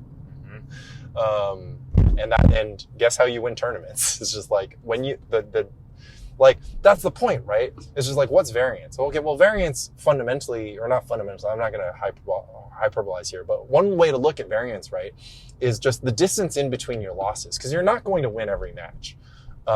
So what's the variance? The variance is just when that is exactly that, the coin comes up tails. But your preparation decides on how heavy the head side of that coin is. And I think that, you know, the mindset of a champion is to make the head side of your coin just a freaking anvil, you know? Like, and when you start flipping it and it starts coming up heads, you're like, heck yeah, like this is exactly what I came here to do. And I think that, you know, I think that in our context in pre-modern, at Lobstercon, you know, Selden, Heisey, Hendry, all top 8ing in back-to-backs, and in larger, more competitive, you know, Lobstercon kind of things. That I think that's a testament, like, one, obviously to raw natural talent. There's some amount of it that's just like, dude, you know, Selden won the world championship when he was, you know, a freaking teenager. He was, you know, he was barely old enough to drive or whatever. Like, he probably has something that you don't, right? Yeah, the idea of talent and magic is hard to pin down. Absolutely. I think that there's something that I have like a weird logistical block that keeps me from being great. I'm not going to sit on my hands about it, right? But I do feel like I'm really bad. Like I can't improve on this one aspect of my game. You know, which is when I make horrible mistakes, right? It's like the mistakes that I make where I'm like, God, I don't even know why I did that. Like, I just don't even know why I didn't just not throw the freaking game, you know? Mm-hmm. Yes. And I'm pretty sure that doesn't happen to like the greats. I'm pretty sure it's not that they don't make mistakes, but like their mistakes are like, you know, it's like in chess, if somebody, it's like in chess, right? Like Carlsen doesn't play as good as the computer. So he probably thinks a mistake is whenever he was just like, oh, shoot, like I made this one move and it's only 99% as good as the perfect move, right? That's not good enough sometimes. Exactly, absolutely. That's not my problem, right? Maybe that's Selden's problem. Maybe that's Kai's problem or Simon Nielsen, whoever you think is great. But that's not my problem. My problem is that I decided on a play that, you know, that the computer is just like, if you've played the chess.com app, the like exclamation point. Yeah, like interesting. You're talking brilliant.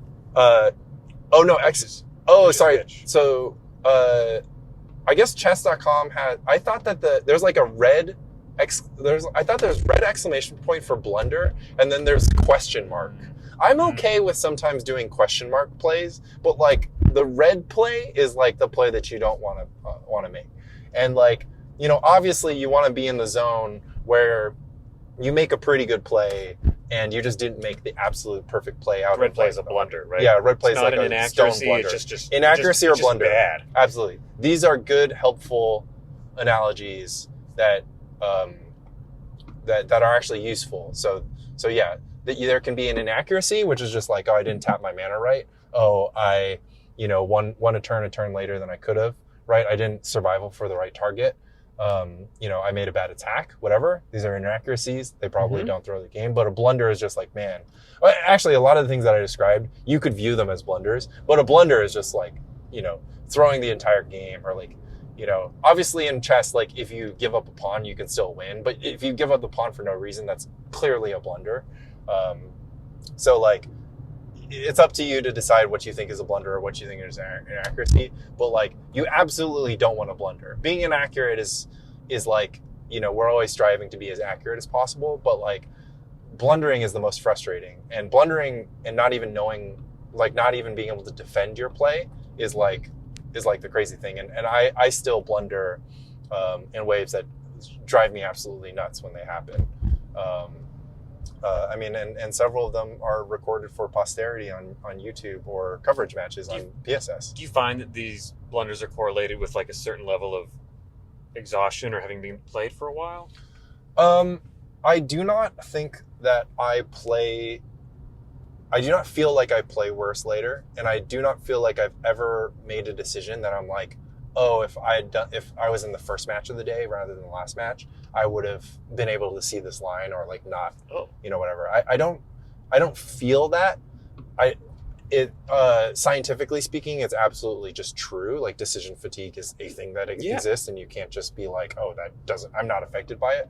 But like, I've never been in a spot where I'm just like, oh, like, gosh, I wish I had slept enough and then I totally would have made the right play. Like a lot of the times I just do the wrong play because like my brain just like short circuits. I don't have like a good perspective. One good example was like when I didn't realize I needed to respond to a brain freeze with my draw spell instead of just casting my draw spell before the brain freeze happened because I'm like looking for Stifle. That happened on my YouTube channel. Like my opponent brain freezed me, but they needed the second one to kill me. And so like with like that brain freeze, a few copies of that brain freeze on the stack, I was just like, okay, I'm just going to Flash of Insight to grab the Stifle. And then he brain freezed me again. And then I was like, oh, that's why I don't have to do that, right? That was the decision I made. In Magic Online, you just play one game, you know, a day if you want. So like I was super sharp and like I just, you know, and maybe I played a long match and the match was just a freaking killer, but who knows, you know? It can't, I don't think Magic Online is necessary for staying sharp. No, I'm just saying that I was as sharp as I could be. Yeah. Like I hadn't been, it wasn't like after 10 rounds. And that's just like a good example of just like a mistake that's just completely avoidable and just absolutely the wrong play. And like, I don't know how to take preventative action against it. Like one simple one is like play Magic and keep making mistakes and then you won't make the same mistakes over again. But that's very inefficient because that means you have to make every kind of mistake possible once. And I'm like, I'm not trying to do that, right? I had a very, I guess, salient experience of this. I went up to Philly to a cube event and we drafted 3 cubes in a day on day 1. So it's 9 rounds of Magic plus 3 drafts. So that's a lot of hours of playing, drafting, thinking, building decks. And I was about to close out the day with an 8-1 record. And it was an unlosable position. And it was as if something just stopped working in my brain. I've done that so many times. Not just one blunder, but a whole series of blunders. One after the other. Unfortunately, this was right as my friend, whose cube I was drafting, came over to see how it was going. Yeah. And I made all of these blunders right in front of him. And we had a really good laugh about that afterwards. But it's frustrating. Yeah, but that, I think, was very directly related to... Fatigue. Yeah. It's one of the reasons when I see that, you know, it's going to be like 9 rounds at Lobstercon. I don't love that. Yeah, you're not looking forward to that. It's 9 rounds, and then the top 8, and it'll all be played within one day. It's not like it's spaced out across 2 days. Yeah. I totally agree. That would another idea to consider for future years, right? You get to main event, and you do the top 8 the next day, and then there's side events, and people get to have a night of sleep. Yeah, I mean, I do think the top 8. I do think the Sunday top 8 is like something that would be amazing to do for pre-modern at some point. And I'm sure it's been considered. And as we grow, like pre-modern Lobstercon, if there's 500 people, like it absolutely should be a 2-day event, you know? So I think that these are all things that could happen, but it also just means we have to be in a freaking hotel ballroom, you know? So there are not always great things associated with that size, but I wanted to also mention that all my punts are surrounding Brain Freeze. I named Powder Keg instead of Brain Freeze with my Meddling Mage on camera at Lobstercon, and that may or may not have, like, I could still lose that match because, you know, my opponent just bounces the Meddling Mage and casts Brain Freeze. But, like, I just named the wrong card. You're on Grow. Yeah, I was playing on Grow. By Keg, but you don't have Stifle in your deck to deal with Brain Freeze. Right, exactly. And, like, the commentators are Metelsky and Phil, and they're like, Lanny knows, when the Meddling Mage gets cast right, they don't see it. They don't hear what I'm naming, right? So they're like, oh, Lanny knows I imagine that he names Brain Freeze here. The comment, you know, the Twitch chat, everyone's just like, yeah, he's just going to name Brain Freeze. Everyone knows that I'm going to name Brain Freeze. And I named Powder Keg. And like that one I can explain. I was just like, okay, I was just going to name Powder. I shortcutted. Instead of thinking about the spot I was in, I was like, first I have to name Powder Keg, and the second one will name Brain Freeze, and then that'll make it so that he can't Powder Keg the one naming Brain Freeze. I also had a Dryad in play, so Powder Keg kind of makes sense. I knew it. I'd already like cast a Disenchant on his Ivory Tower, which got Vision Charmed. So anyways, I knew all these things. I knew that Brain Freeze was on my radar, and I just didn't take the right line around it. But I think it was still clearly a blunder. And that happened around, you know, whatever. And like, I don't know. I don't think I think I would have made exactly the same mistake if it was the first round of the day, honestly. Like, I know why I made the mistake. And it's just because I wasn't like, I got trapped in a line of thinking that I was unable to extinguish. The Sylvan Library punt that I did at the Bearded Dragon event was a part of that. And then this kind of thing has also resulted in inaccuracies before where I still win the match, but like I take a crazy line. I made a mistake against Nick Mayo in game 2 of the PSS where I'm playing Storm against Blue-Black Psychotog, or Blue-Black Psychotog Dreadnought. And I just literally don't have to do anything, and instead I just like go for combo, and like he can stick a Stifle on my Brain Freeze, and I was like, not a big deal. I'll still probably just like win next turn anyways, and like he kind of just has enough to squeak over the finish line, you know, and like that one is maybe I can be like, oh, I was being impatient, and that was my mistake.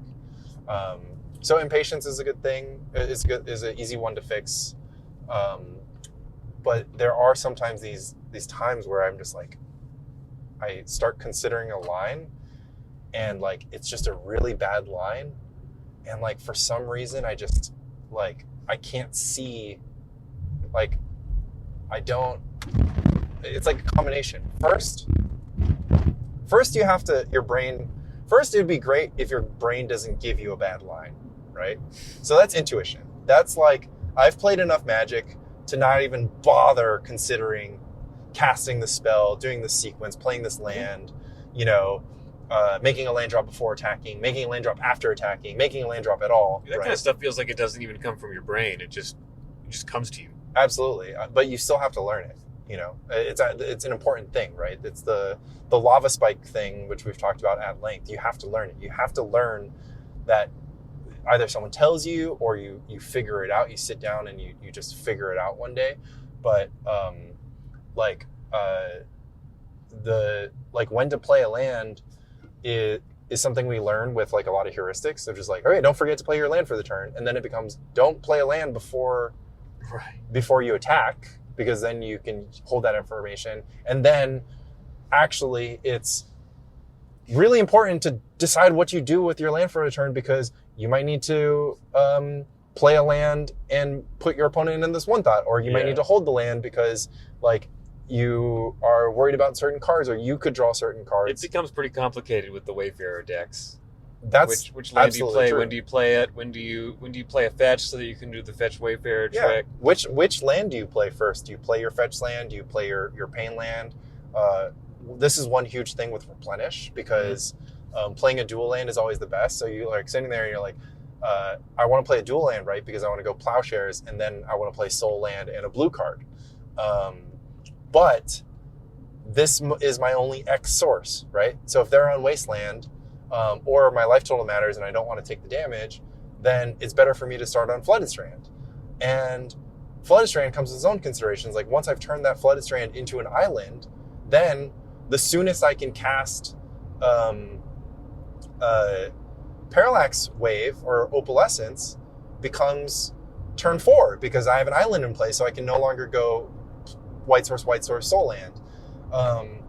So you have to learn a lot of this, and then even then, like you have to, it helps for you to have some intuition around it, and then you also have to stop your thinking and be like, okay, it's never always finish land first or whatever. But like also, your intuition can save yourself from a few of the blunders that I mentioned, because like maybe like the brain freeze example with trying to draw for Stifle, that's like a procedural thing where it's just like understanding sequencing in the stack, like having a native understanding and being able to visualize how things happen in what order is going to help you a ton, right? And it's actually super helpful, not just in the most obvious way, right? Which is just kind of like you get in combat and your opponent's going to play a removal spell and you're going to play a combat trick, right?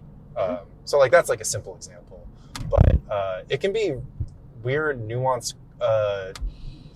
examples like when you Parallax Wave targeting itself, it's gone, and there's a return trigger on the stack, and there's no Parallax Wave in play.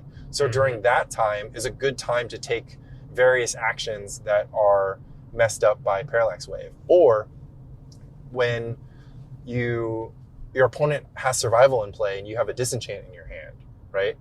And so you like pass the turn and then they activate survival, right?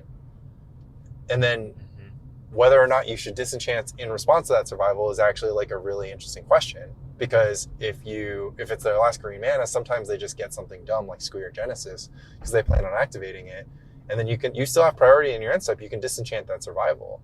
And I've made that mistake plenty of times where somebody's like, oh, I'll survival. I'm like, oh, I'll disenchant it. Right. And they're like, well, I was going to get Squee, but now I'm just going to get Ravenous Baloth or Mastercore or whatever. My Monk, whatever, that gets my survival back. Yeah, my Oromancer is a perfect example. Oromancer, there you go. So, Monk Idealist is the same text. Right. You do want to wait. You want to give your opponent information at the latest possible moment. Sometimes.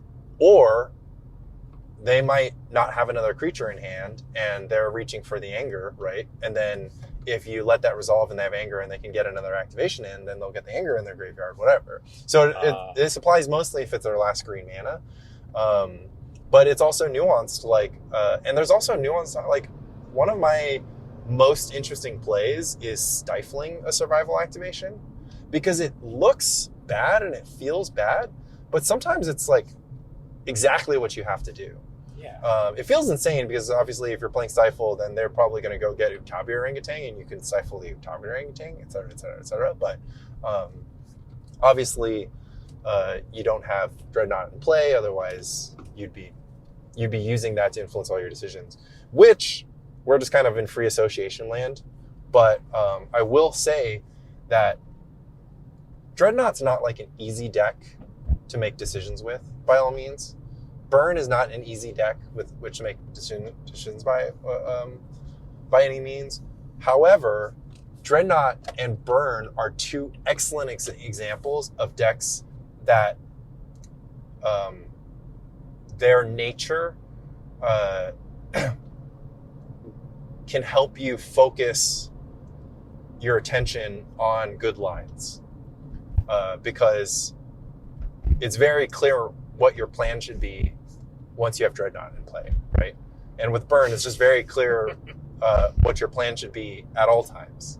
It's not crystal clear. Sometimes you need to be defensive and offensive. Sometimes you need to it's not always change clear, gears. Right? Yeah. But the object of every match is that it's reducing your opponent's life point down to 0. So if you're ever confused, right? If you're ever confused in a match of Magic and you're like, shoot, I don't know what to do in this spot, it is really helpful to have a way to recenter yourself and just be like, well, what is going to make it more likely to reduce my opponent's life pool to 0? Like, what is more likely for me to put a Dreadnought into play, And then once you do that, then all of a sudden the decisions become a lot less difficult. Then it's just like, okay, well, it's way more likely that I'm going to stick a Dreadnought if I do this. And if you're just playing a mid-range deck, that gets more. It makes it harder for you to evaluate because your end objective can change. So then you're just like, oh, how do I remove this creature, or how do I draw an extra card or make an extra mana? This came up on Saturday in the context of, as the green-black survival player who can tutor up anything at any time. Yes. How do I decide what my plan is? Yeah. How do I decide what I'm doing? And it's way too nuanced to really go into here, but it's... No, I mean, we can at least tickle this. I think the interesting thing was when Phil basically... some would say it's like playing with your food, right? But Phil basically focuses on establishing, full control over the game. And then the winning just kind of happens incidentally after that. And I think that survival decks do have that. But you get amorphous, like the situation you were in with your Should I Swords to Plowshares, the Exalted Angel before or after its turns face up? After. The thing that you said was, I've got the Sylvan Library in play, like anything can happen, right? Like I could look at whatever those three cards I spike an Armageddon. Yeah. I don't need to plow this thing ever. Exactly. So there are so many things that change what the right decision is. And as a result, you have to do something which we call in poker constructing a range. And that is very difficult as the complexity of the question goes up, right? So if you only had one draw step, it would be less complex. If your deck didn't contain a bunch of fancy spells that do different things, and your deck only contained cantrips and combo pieces, or only contained red spells that deal damage, right? Then your decision's so easy. You're like, well, what am I going to draw next turn? It's like, probably an impulse, probably a counterspell, probably a vision charm, right? I'm like, well, what should I do about it? Probably stop my opponent from killing myself so that if I do draw an impulse, I win. I already know I win if I draw the vision charm, so that doesn't matter. Do you see that process? You get to eliminate lines and you get to hone in much quicker on the right line. Whereas the thing is like, oh, well, do I Plowshares this Angel? It's like, well, I've got no idea. Like, I literally have no idea.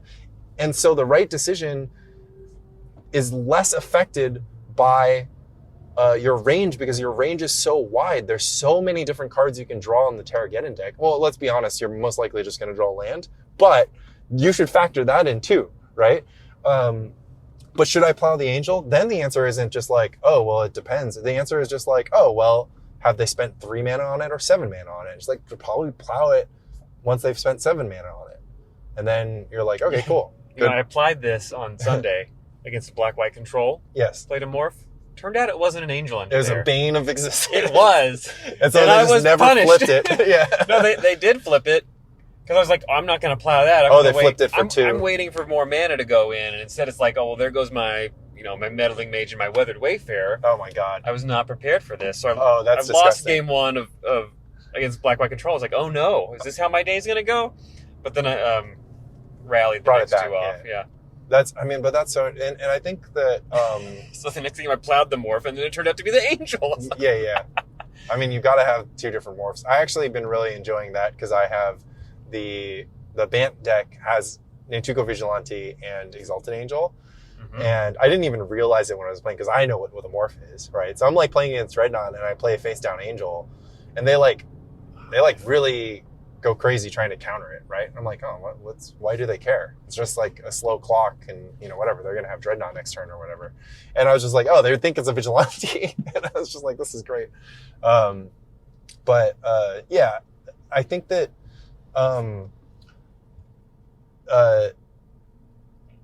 this will be a fun tangent. You played some more poker for like kind of the first time ever. Yeah, there was a poker night at neighborhood co-working space. How did that go? You asked for some tips. Yes, I went down the ChatGPT rabbit hole like you suggested. Yeah. And after putting about an hour into it, once I finally sat down at the table of 7 people, I knew the second most about poker. There was the organizer of the night who knew the most. Yes. Who knew how to split pots and things that I just hadn't gotten to yet. Right.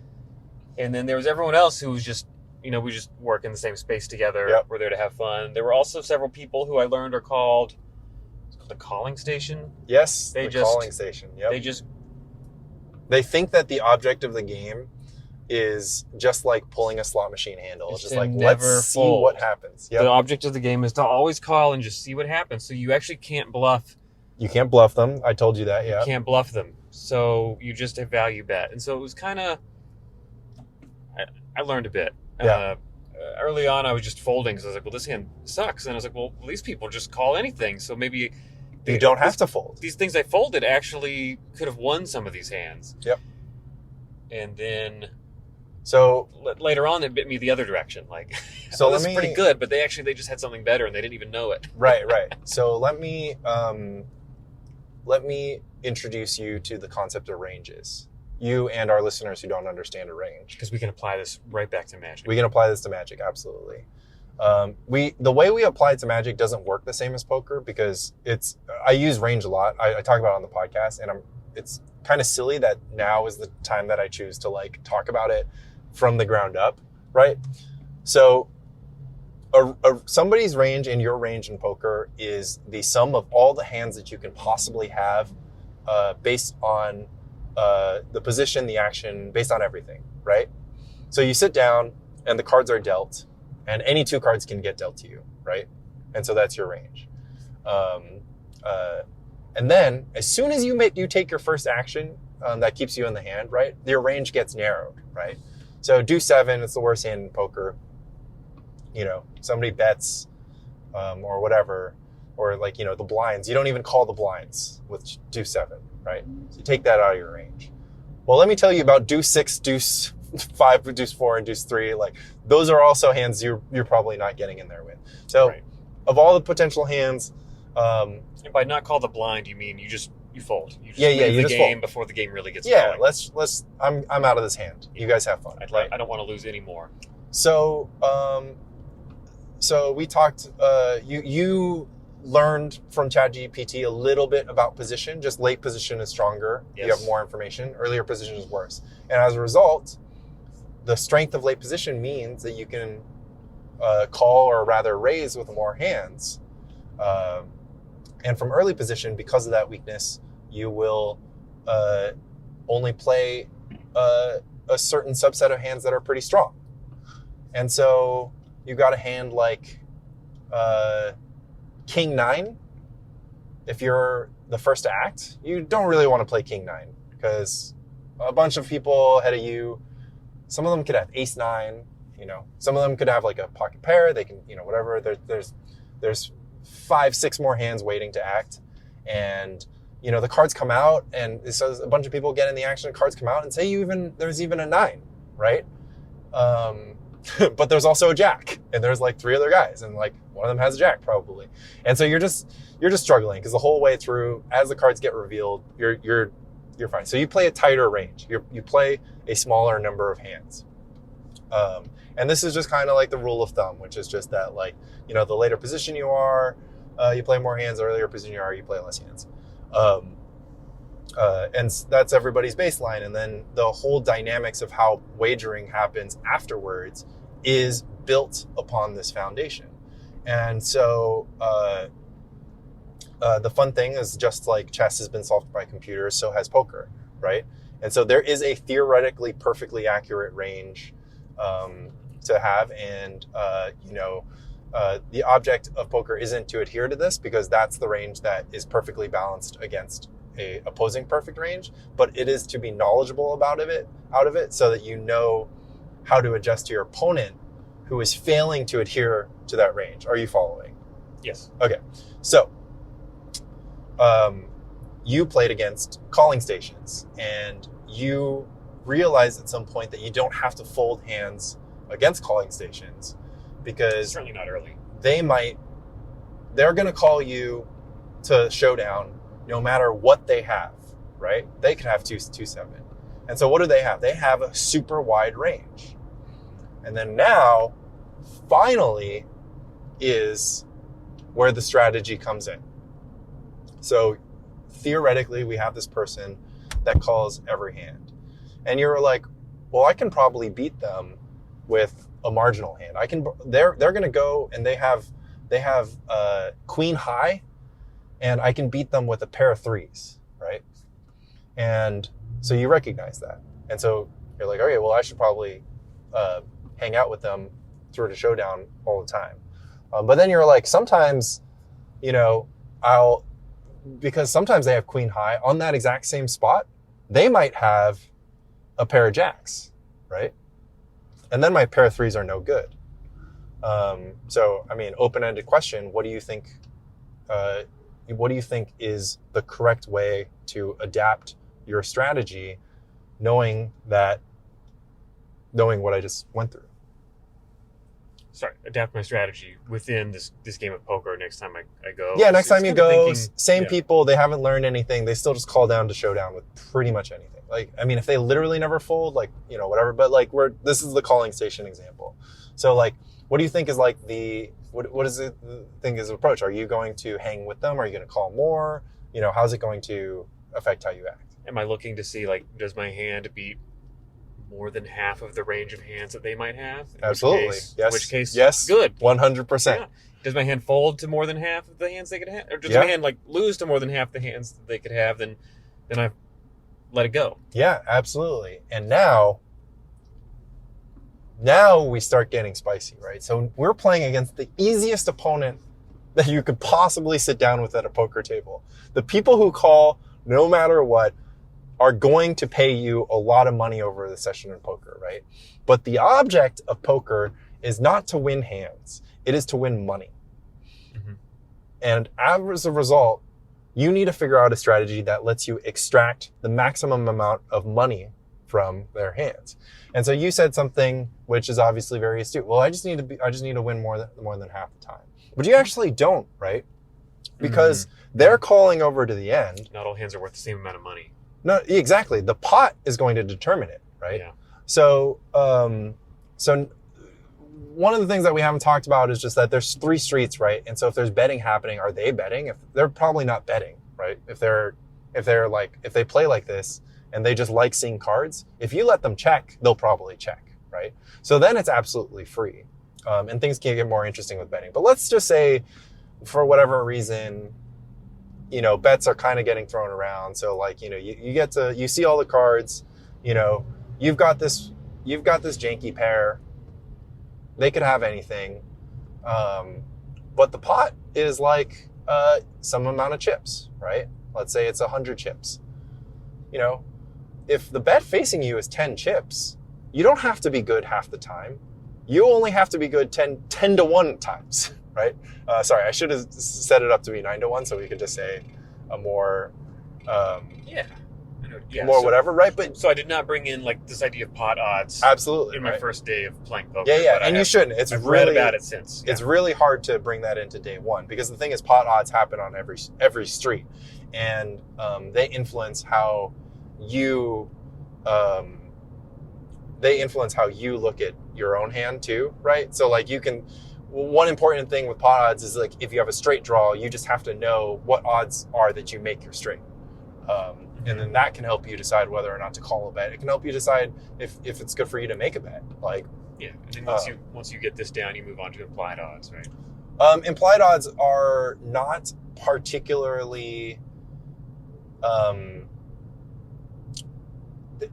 They involve a little bit less math. Like some people will say, in order for you to make a call, you need 20 to 1 implied odds, which means that your call isn't going to win 20 to 1 now, but will win 20 to 1 later. But because what happens later is non-deterministic, right? So you hit your straight, a pretty common one, right? You hit your straight, you make the bet that would give you a 20 to 1 payout, and then they just fold, right? So then you just won the pot plus 1. You didn't win the quantity of your next bet. Yeah. So we'll stay away from implied odds for the point of this because we're talking about ranges and. How far down this do we want to go before we bring in range and magic? I mean, I just love talking about this, so infinite. But I think I can pull it in. So, because I think that the calling station thing is just kind of a fun thing because actually I played against calling stations my first night in Vegas with real money. So I thought that I was a god turning $300 into $1,300, right? What I didn't realize was that if I was even sharper, I would have just taken all of their money, period. And I kind of did end up with everyone's money at the end of the night, but I didn't realize that I could have, done it more efficiently, right? It took me like 4 hours instead of, it could have taken me 2 hours. And then those people might have gotten up, and then another calling station could have sat down and then given me all of their money. So like, you always got to think about optimizing. But the important thing, right, is that understanding ranges allows you to decide, what's happening. Are you betting? Are you calling? Are you raising? Are you folding? What size are you betting? And, what's going to happen? Like, how are you going to react?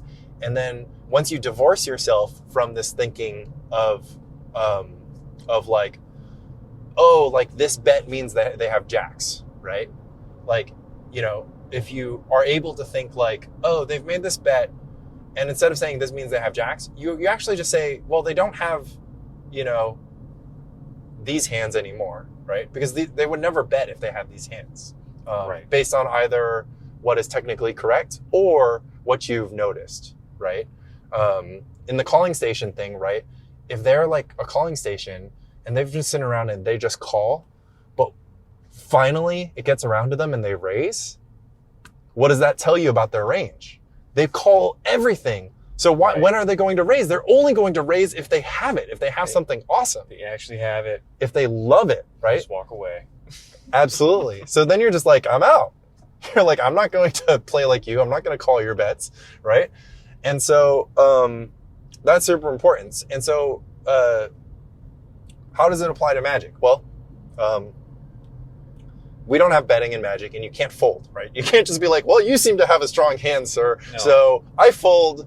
You don't get to take any more money from me. But you can deduce what's in your opponent's hand based on their actions. Absolutely. You can take certain actions in order to help them reveal to you what's in their hand. Yes. And this all becomes super relevant when you're playing cards like Cabal Therapy or Meddling Mage. Very simple, yeah. Where you want to nail what's in their hand. Right.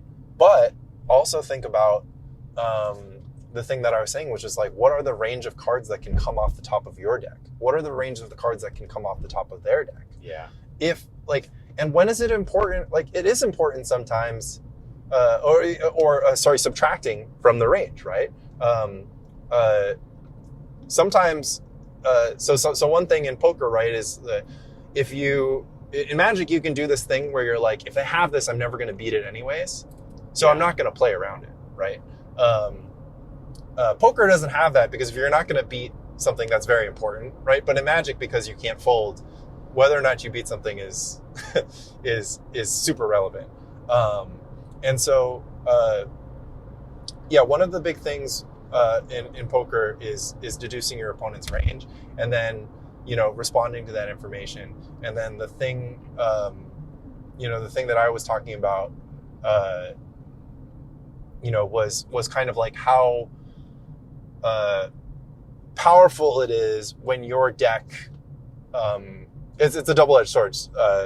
It's actually super interesting, right? So like, if your deck only contains burn spells, then you can play with perfect information about your deck, right? So then you can focus on what your opponent is doing.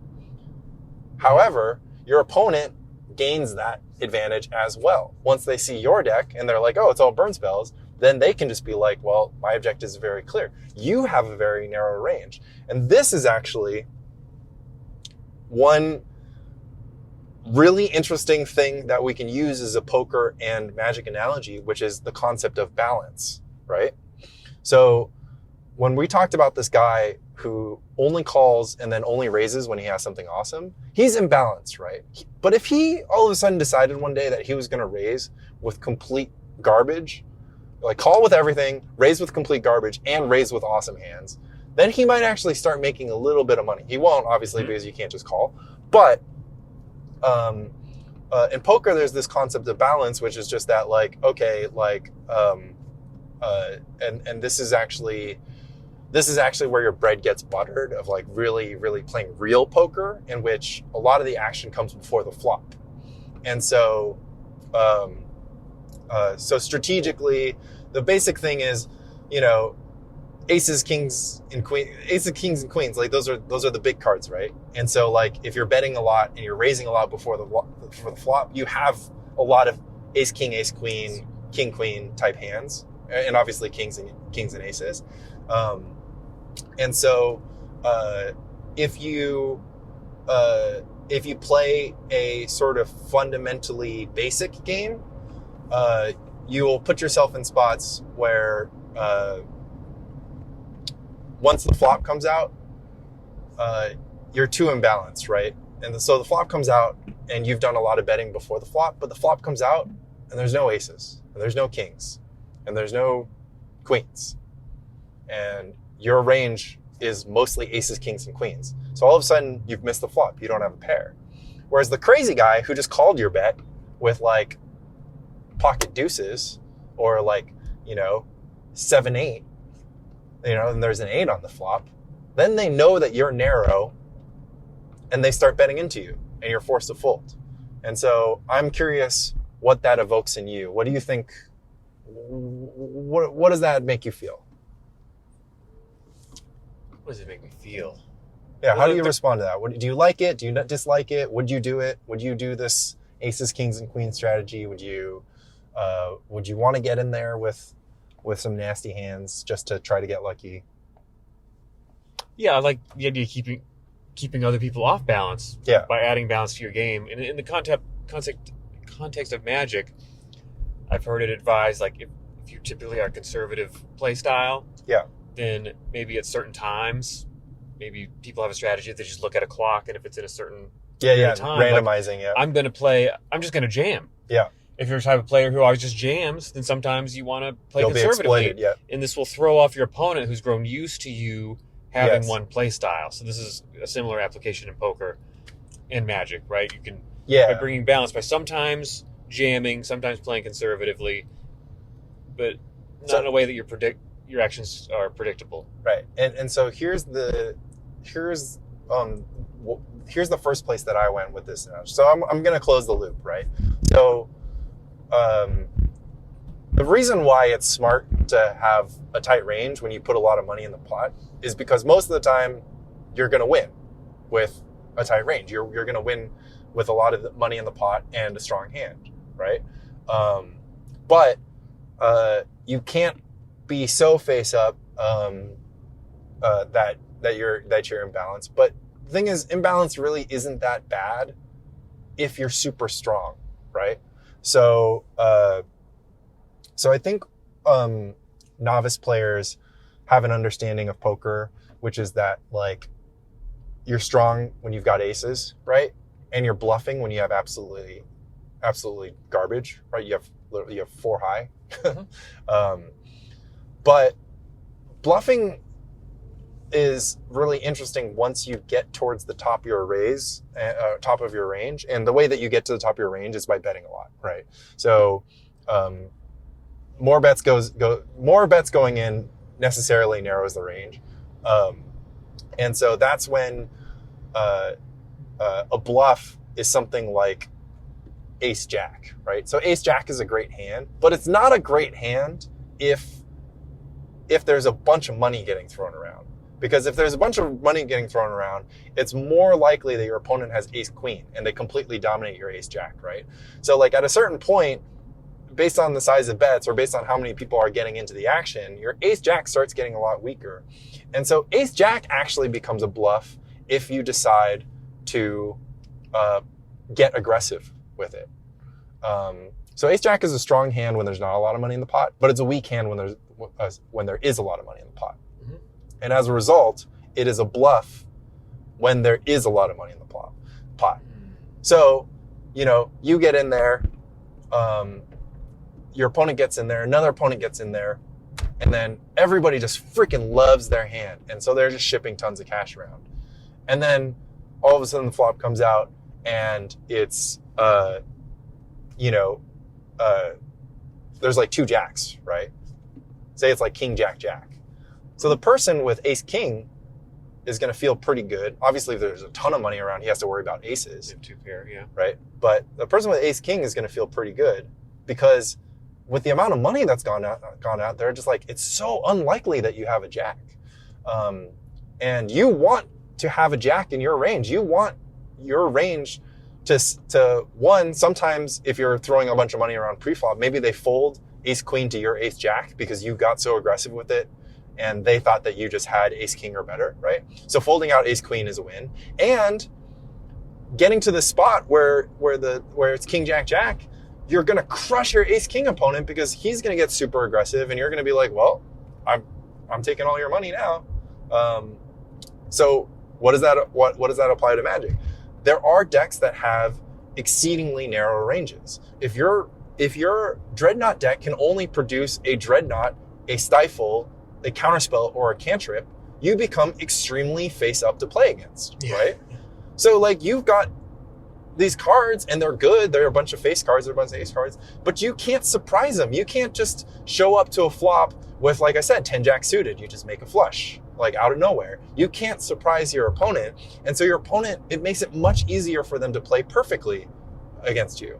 And then what happens when you sideboard? You just bring in a null, you just bring in boomerang, powder keg, like whatever. Like these cards are all super, super predictable.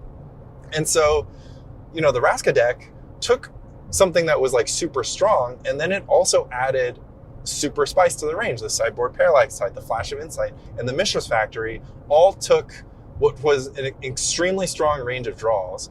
Didn't really reduce it, right? Didn't really reduce it to be like any less good at like just Dreadnought combo, but it added all of these outcomes that, one, made the deck really hard to play against, and two, gave you the ability to be like, oh, if your opponent is like super prepared for your range by playing these certain cards that are really beating the cards in your deck, like they can't possibly prepare now for all the things that you can throw at them. Right. Like a bunch of decks that are just removal decks, they can't beat Dreadnought anymore, and they used to. And Dreadnought is now harder to play against because you just don't know what your opponent's sideboard plan is. Yeah. And I think that where possible, you should always apply this in Magic of like playing a deck you want it to have. And we talk about this with Gears, right? And so with Burn is a theoretical thing because basically Burn has to be optimized to be good at dealing damage, right? And so like the range is going to be narrow, right? You're not going to show up with Burn and be playing, Chandler or like Shivan Dragon, right? You might, but like that's not in your range. Or like just maybe just like name a red spell that like is a good red spell but wouldn't be good in Burn. Pillage. Exactly. Your Burn deck, is throwing. Your range is too wide, right? If you include Pillage, right? Because Pillage just isn't going to win enough games. So you still need to be focused on cards that deal damage, because that's what your deck is about. And so the 3 gears of Burn is more like showing your opponent a different way to approach strategically. But it's not that interesting, right? Because it should just be optimized. Your opponent shouldn't be surprised if you gear 2 them, right? They shouldn't be surprised if you gear 3 them. That's an exploit that Mike, really keyed in on, which is just like, wow, people are so unprepared for Burn to be like realizing its full potential. They should be surprised if you blow up all their lands. Yeah, I mean, well, with Pillage, yeah. Well, that's the thing is like you might surprise them and they might be like, oh, okay, cool. Like I'm still better, right? But that's very much like what the Dreadnought deck did. It's like, hey, now I'm going to blow up all your lands. Bet you didn't see that coming. That is true. That is absolutely true. So that goes into the next thing, which is just strategically speaking. Do we think that David's deck was more exploitative, right? More like let's say, so the computer solver really loves King 6. I've mentioned this before. That King 6 is just like a hand that the solver includes alongside its like normal range of like super strong defensible hands, right? But you could do that with any hand, right? So you could just be like, this is like a good analogy for like super weird tech cards. Like if you just played a Morphling in your Dreadnought sideboard, right? And so that would be the equivalent of just being like, I play only strong hands, but I also play 8-10 because it's my favorite numbers. right?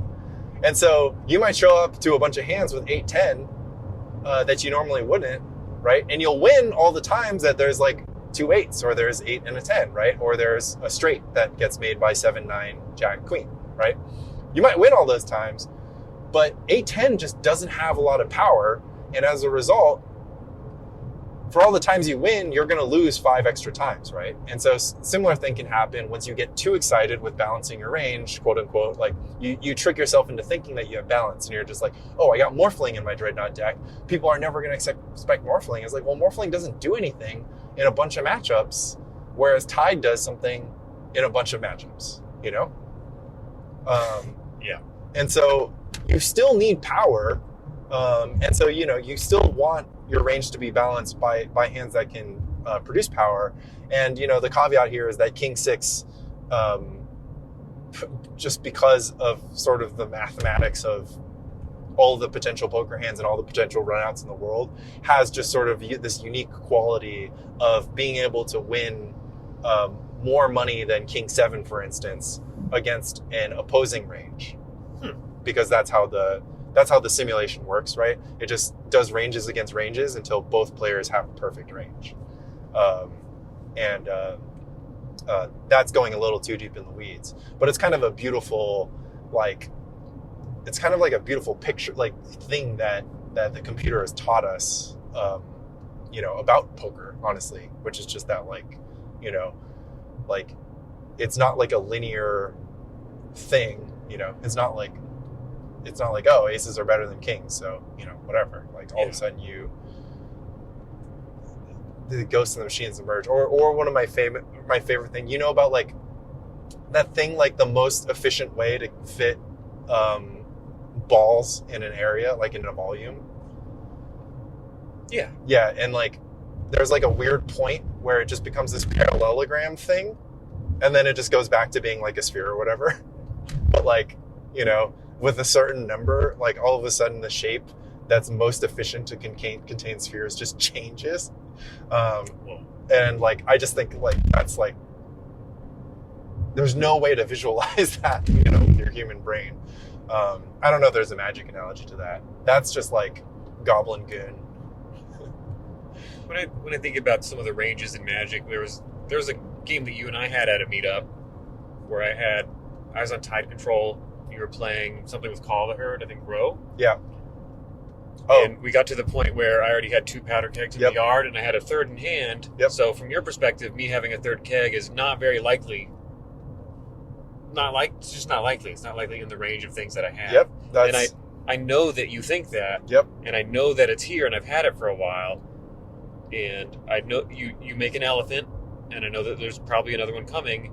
And what I want more than anything is for you to spend your next turn making another elephant. So I try to act as if I'm concerned about this elephant, and when I do not have an answer. You have it, yeah. So I'm bluffing my range in that sense. I just really wanted you to make another elephant in that game, and it worked. Yeah. And when it ended, I remember hearing you talk about it. You felt like you had misplayed, but I felt like I had successfully deceived you. Oh no, I don't think that I misplayed. I think that I made the correct play. Okay. I think that I because if I had played whatever my other creature was, it wouldn't be good enough anyways, right?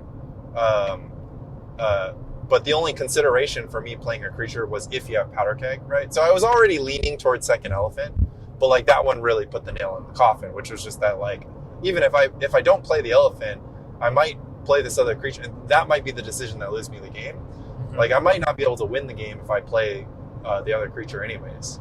So okay. I don't think it was a misplay, but it can always be seen that way, right? Because I think the other card could have been just a Crayon Dryad. Okay, so it was. Yeah, so the other card is Crayon Dryad, right? And so you're at a life total that is divisible by 3. And so Crayon Dryad only shortens the clock if I draw different spells. So my thing is what's the possible run out? Well, the possible run out is if I have a cantrip waiting for me at the top of my deck, then Crayon Dryad's better than casting the elephant, right? But if I don't, but if you have, so if I have a cantrip waiting at the top of my deck, and I know you have powder keg in your hand, then Korean Dragon's always the better play. But I don't know if I have the cantrip, and I don't know that you have powder keg, right? And in the pantheon of all the possible things, you know, elephant token's the best play. And even with semi-perfect information, I know you have the powder keg. You know, obviously the elephant's the losing play, but like I have to balance against you not having it, and the fact that you've already expended 2 makes it more likely. Now, this concept is actually pretty simple in poker. It's just called blockers, right? So you have an ace in your hand.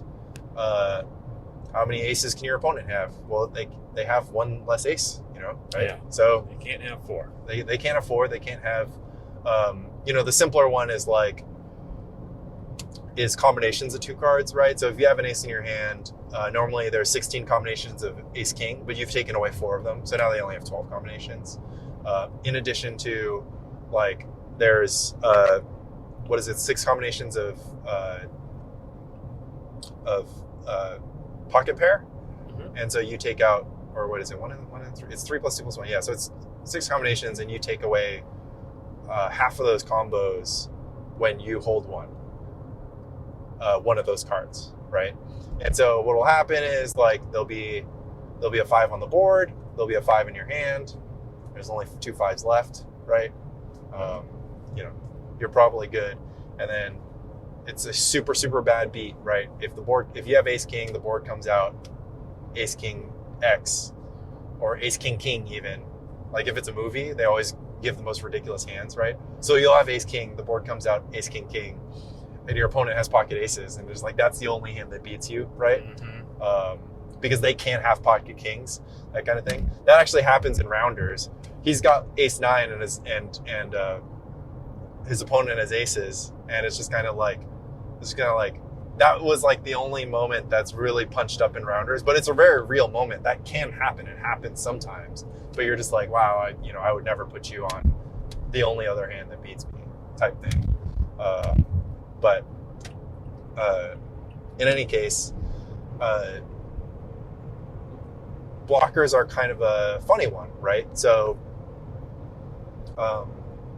if you're in a situation where you've narrowed your opponent's range, right, and you're holding a blocker, you're holding a thing that makes it less likely that they have the card you're scared of, your opponent's behavior could still make that the most likely card that they have, right? So the most simple way that blockers are used is if there's 4 hearts on the board, or there's 3 hearts on the board, and you're holding a big heart, right? Because people like to play big cards, and so their range only contains big cards, right? And you're holding a heart, which takes out all of the, you know, combinations of the card, including the king of hearts or whatever, that's in their range, right? And so there's these 3 hearts on the table, and you're like, ooh, I've got the heart blocker. But then your opponent just throws a giant bet at you anyways. And at that point, you're looking at your heart blocker, and you're like, well, I still think they have hearts here, you know? Because, like, they have hearts a lower frequency of the time, but then you have to sit there and you're like, what kind of hand are they trying to throw a bunch of money into that isn't hearts? And then you have to, like, go deep in the tank. Like, do they have 2 pair? Do they have 3 of a kind? Do they have all these other hands? And if the way the board looks makes those hands make less sense, right? Then the only conclusion sometimes is like, okay, well, I have this heart blocker, but they still have hearts. So similarly in Magic, if they have 2 powder kegs in their graveyard, and then you cast a Call the Herd, and they do nothing, but instead of being really calm and cool like you did, they start shivering and getting hyped. Or they make a play, right? They make a super crazy play that exposes them to the face-up flashback Call the Herd that they know that you could possibly, that they're going to cast. Then the only conclusion is they have another powder keg. I remember that turn I even ported you off of flashing back call. As There if you go. that was important. It was like, well, this kind of sucks. Maybe he won't do it. But then you slammed a land and flashed back. Yeah. Oh. I was like super hyped. And All right, got him. just get annihilated. And one thing that I also have started incorporating in Magic that I borrow from poker, which is totally legal and extremely fun, is trying to get live tells from your opponent. Ported, I mean Dust Bowl. Oh, Dust Bowl, there you go.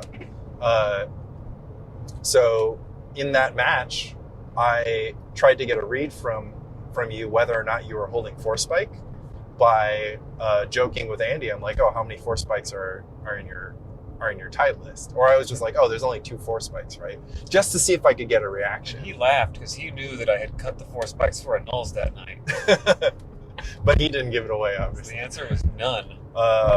And then I just obviously ran something and you had Counterspell instead of Force Spike, and I was like super happy. Well, it was like a Mystic Enforcer, right? Or something insane where it's just kind of like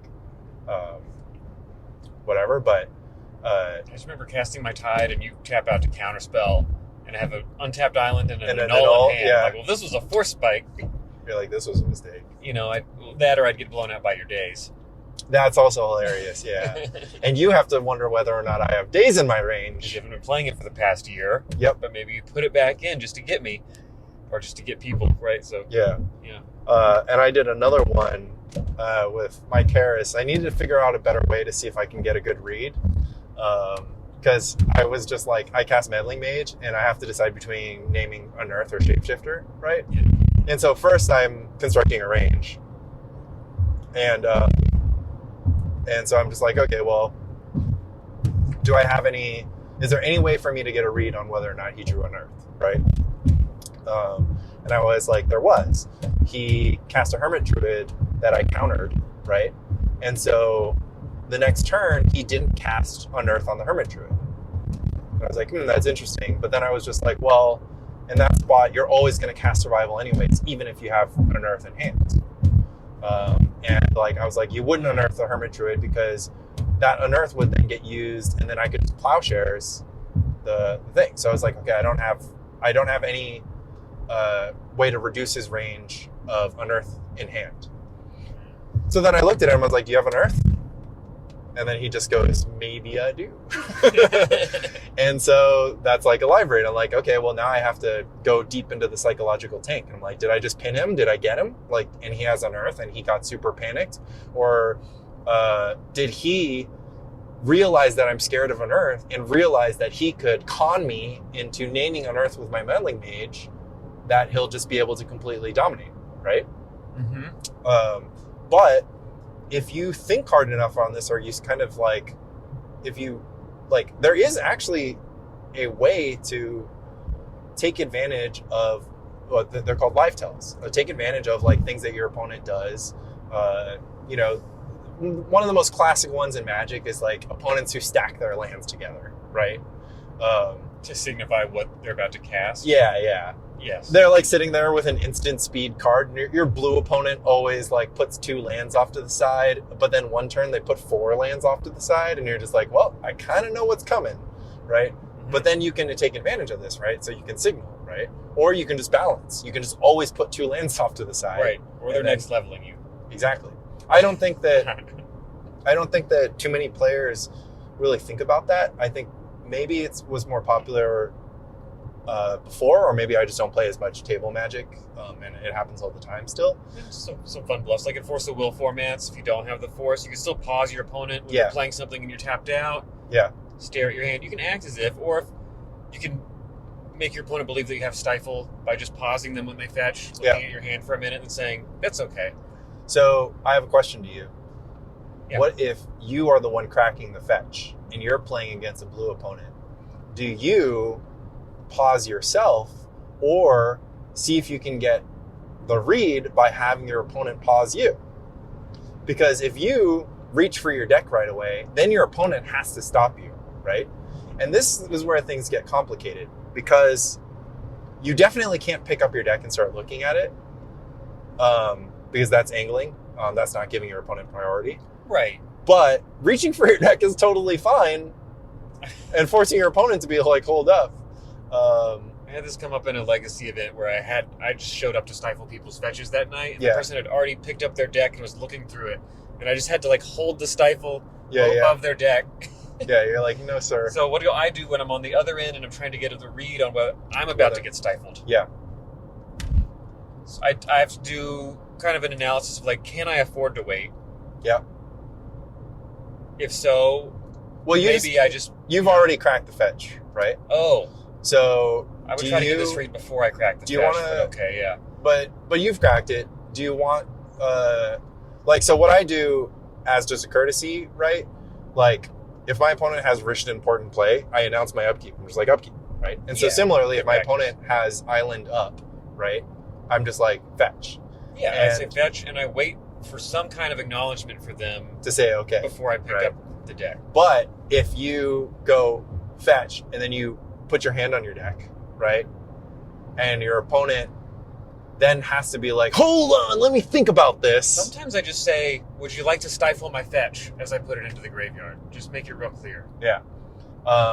Yeah. But I think that you could fish for a read. You can get a decisive read, right? If you go fetch, pick up your deck, and they just don't stop you at all. Then you're like, well, they just don't have the stifle in their hand. But if you always pause, you never get the read. But to be clear, it is angle shooting because getting as far as like putting your hand on your deck may be interpreted as not giving your opponent priority, which you can't do. But this went an extra layer of crazy. So I was explained to this from a judge. I never thought about this, but after you resolve your important trigger, your opponent should pause before drawing their card, because they should allow you to, once you've drawn the card, be like, oh, this card changes whether or not I'm going to do something on this upkeep, right? Mm-hmm. So the stack is empty, and I need to pass the priority to my opponent one more time to see if they have any effects. And so, unfortunately, procedurally, after important triggers, both players have to be like, go to my draw step, and then be like, yeah, you're good. But obviously nobody does that. They just go, we just draw the card at the same time, or we do whatever. But I thought that was super interesting. And kind of, and these are all kind of like little things. Obviously some things can be scummy, so don't do any of those. But like, I think it's totally fine to get reads, like, picking up a token like LSV did, right? Like, I think that's obviously fine. Picking up the token. Oh, you don't know this. So LSV very famously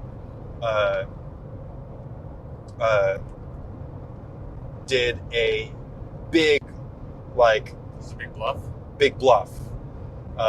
Or double bluff. So, are you familiar with the card Settle the Wreckage? Yeah.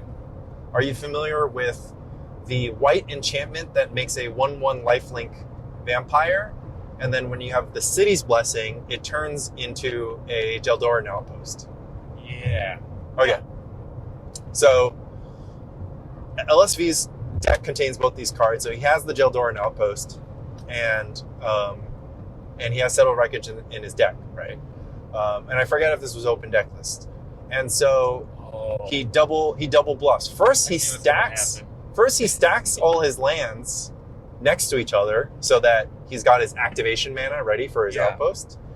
And his opponent is thinking about the opponent is thinking about his attack. So his opponent's like tapping his creatures, like kind of like visualizing his attack. He's going to pick up a token so as if to suggest that he's about to make a blocker. He picks up the token. I don't even know if attackers were declared, but he reaches for a token, right? So he reaches for a token from the token station, and his opponent takes the token from his hand and starts using it to help visualize his attack further.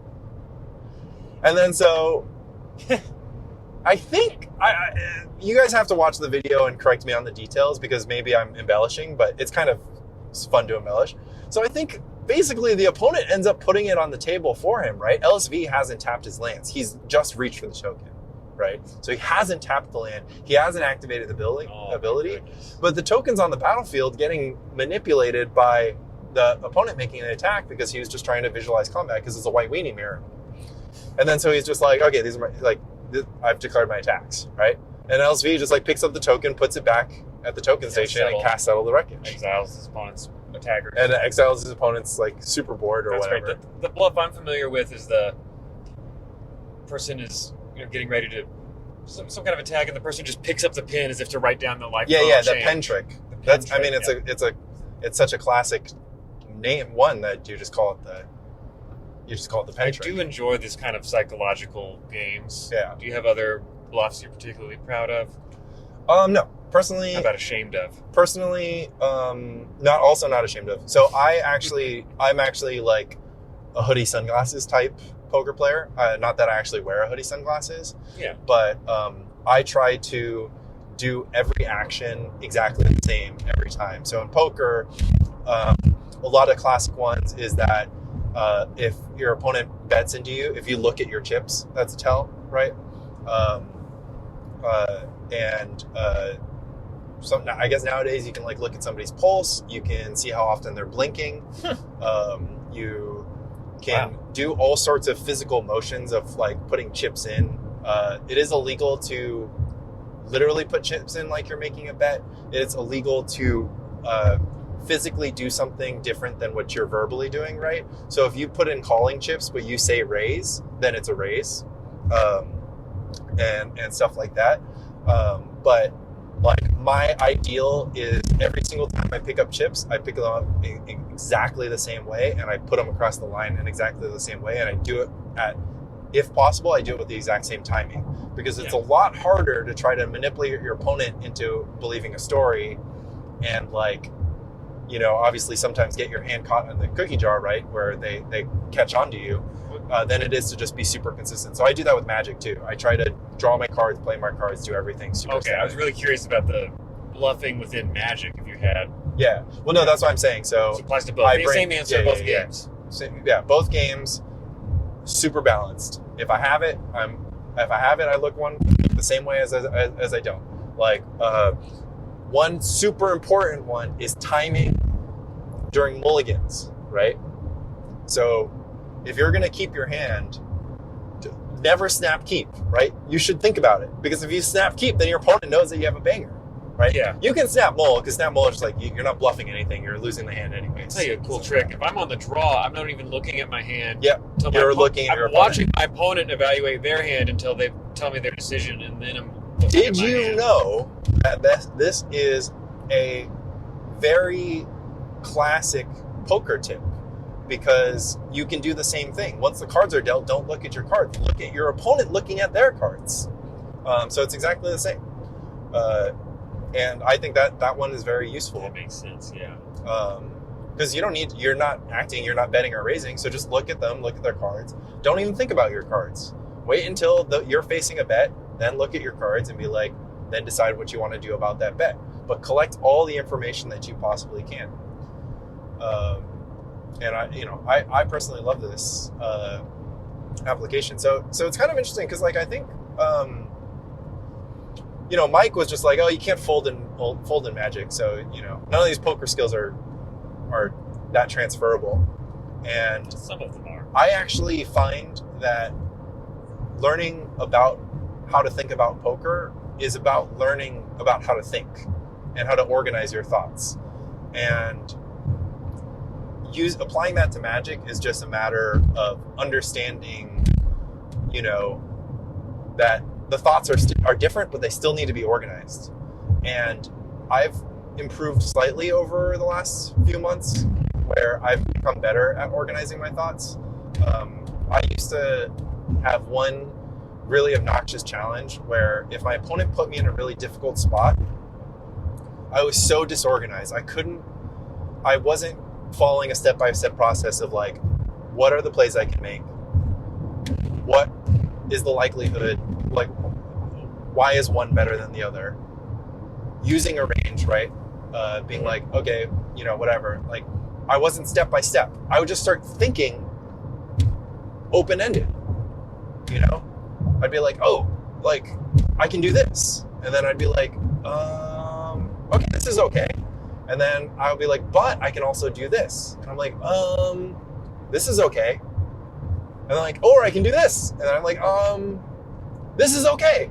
And then I'm just like, well, which one am I going to do? And my brain just starts like shorting out. It's just kind of like, oh, well, this, you know, and it's just like a crazy thought process. And at the end of the day, I make a play and it's like complete garbage, right? Or it's like, oh, I just completely missed that. Of course, the right play is to do this because, you know, I didn't recognize that these cards were not in my opponent's range or whatever. And I think that one simple thing that people do is they think through plays until they think of a good play, right? And I think that the goal is to think through plays until you think of the best play. And so you need to have a structure in which you can organize your thinking into figuring out what plays are available to you, figuring out what makes one play better than the other, and, you know, obviously doing that in a reasonable amount of time. And I used to just get put in the tank and I would just stay there and I would emerge from like a minute, or a minute's too long, but 30 seconds of like thinking about something, and just like it's almost like I shouldn't have even used that 30 seconds because I didn't get anywhere. And we're talking about poker, right? Because no, I'm talking about Magic. With poker, I often like, well, yeah, this is like it's new to me. I have to think things through. Within Magic, there's so many years of intuition and heuristics to fall back on that I don't have to think all that much unless it's a novel situation or a new deck, right? Yeah. So, well, that's interesting. So, you know, basically you're saying that you don't tank, and I find that fascinating. And my goal in tournament prep is to pick a deck more than a month out that I get really familiar with it, because within a 9-round day, I'd like to only make a couple decisions. I mean, that's absolutely good, right? So that's the preparation angle of it. However, I think that, you know, there's like a simple run, which is like your opponent casts Goblin Warchief and you have Counterspell and you're playing Dreadnought, right? Do you counter the Warchief? Like, that is a decision you should think about every single time it comes up, because there are very many variables that make that decision impossible to come intuitively. Not impossible, right? Because now I'm starting to think like, shooting from the gut, I'm just going to say yes. Yes, counter the Warchief. Yeah, fair enough. I think that one is a pretty deep one. It's pretty deep, and I think it's pretty complex. And as a result, I think you would need to play a lot of Dreadnought versus Goblins to be able to make that decision purely intuitively. There are obviously places where it's very clear that you should and very clear that you shouldn't, but everywhere in between is pretty deep. Similar things come up. I think there is no easy way to decide if you should counter your opponent's card draw spell. Like, I think that if you have a counter spell and your opponent casts a card draw spell, like you should take a second and you should be like, we're talking about like a 2-for-1. Skeletal Scrying for 3, Factor Fiction. I mean, if you can Accumulated Knowledge, Gush. You can stop a 3-for-1 with a 1. Yeah, you do need to think about it, but yeah. But what if your heuristic would just say, what if your opponent's deck sucks and only 1 in 4 cards in their deck is good? Right? Only 1 in 4 cards in their deck is worth countering. And that's the thing, is like, you can use one heuristic, which is like, I should counter Ancestral Recall because I'm trading one for a 3-for-1. Or you can use another heuristic, which is, I'm just going to counter the card that they draw, right? But neither of those heuristics are robust enough to cover all the cases. And as a result, that's one thing that should should set the gears in motion for you to start organizing your understanding of what your opponent's range is and what you're going to do about it. Yes. And that's kind of, I'm surprised that you are saying that you literally never tank, or you almost never tank. I try to do what I can to minimize tanking on a big day. Yeah. But I think the approach is interesting too, because one of the things that I started thinking on was the reason why I started thinking on this is actually, how do I get better at tanking? Because I recognized that I'd get put in a tough spot, I'd think for a while, and I'd make the wrong decision. So when I noticed that started happening to me, I was just like, well, what do I need to start organizing my thoughts? And one thing, which is pretty leaky, and pretty funny is that I just started thinking out loud because that helps me organize. It is leaky, yes.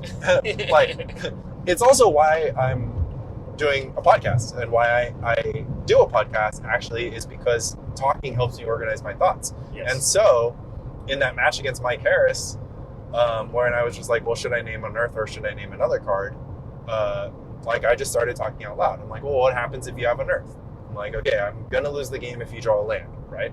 Like, well, what happens if I name another card? I'm like, well, then you're going to go get Bone Shredder and kill it, and then you're going to play Shapeshifter and then win the game, right?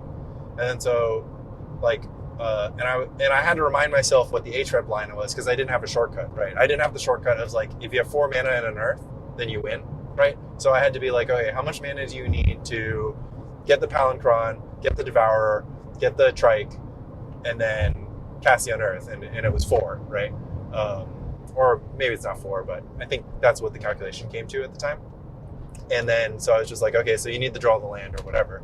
And so I went through, and then eventually I named Shapeshifter because I knew that, like, you know, like, if I named Unearth and he had Unearth, he would kill me really quickly after removing the mage. But if he didn't have Unearth, he would be killing me quite slowly after removing the mage.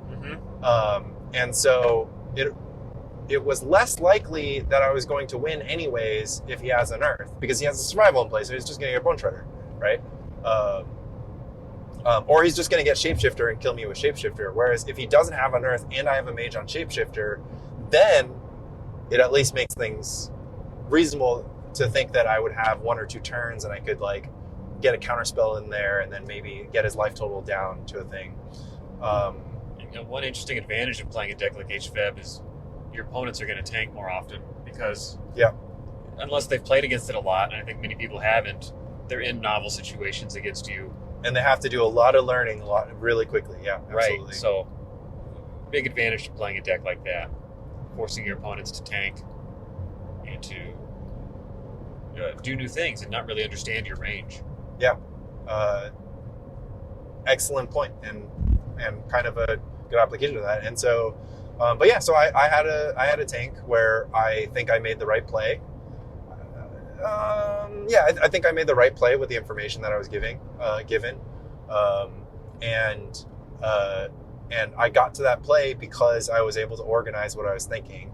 It would have been nice if I didn't have to vocalize it, but I also didn't really give anything away.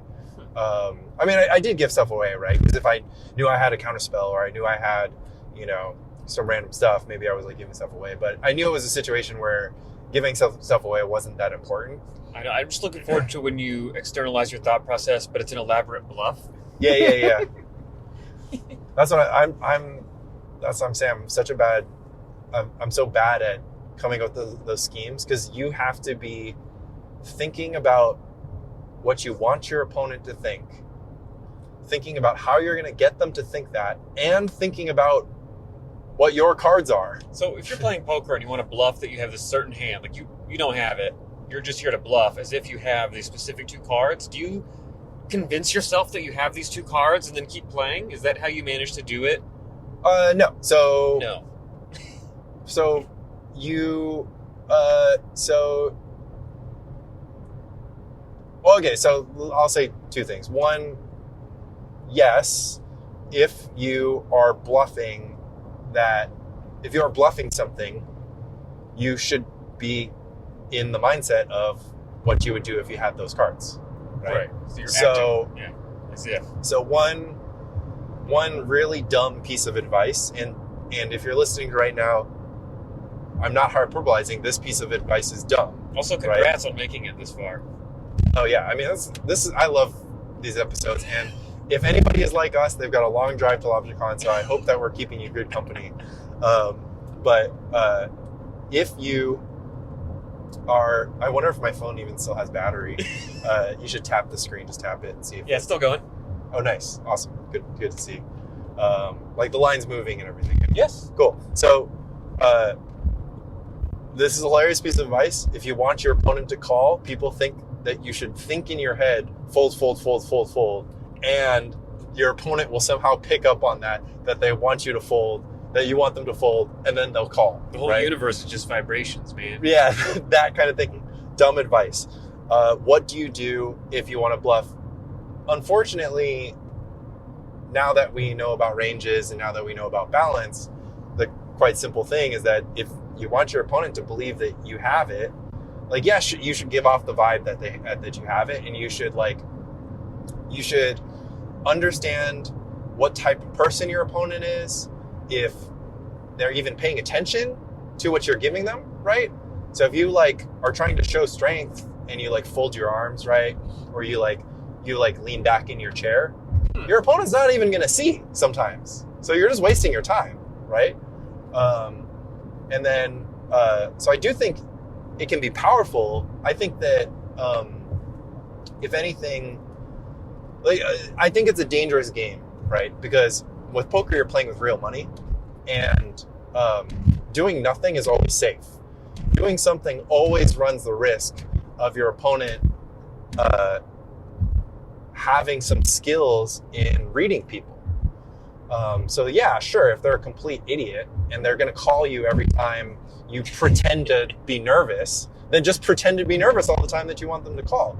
But you could be running against a crusher who's just like a freaking human Sherlock Holmes, level reader, and they might see right through you. They might just be like, oh, like, they can tell you're doing something voluntarily, and they can tell if you're doing something involuntarily, or they can tell you when something you're involuntarily being pushed towards something, like different layers and stuff. They can just be like, oh, like, I've played 100,000 hours of poker. I don't know if that's possible. I've played 100,000 hours of poker.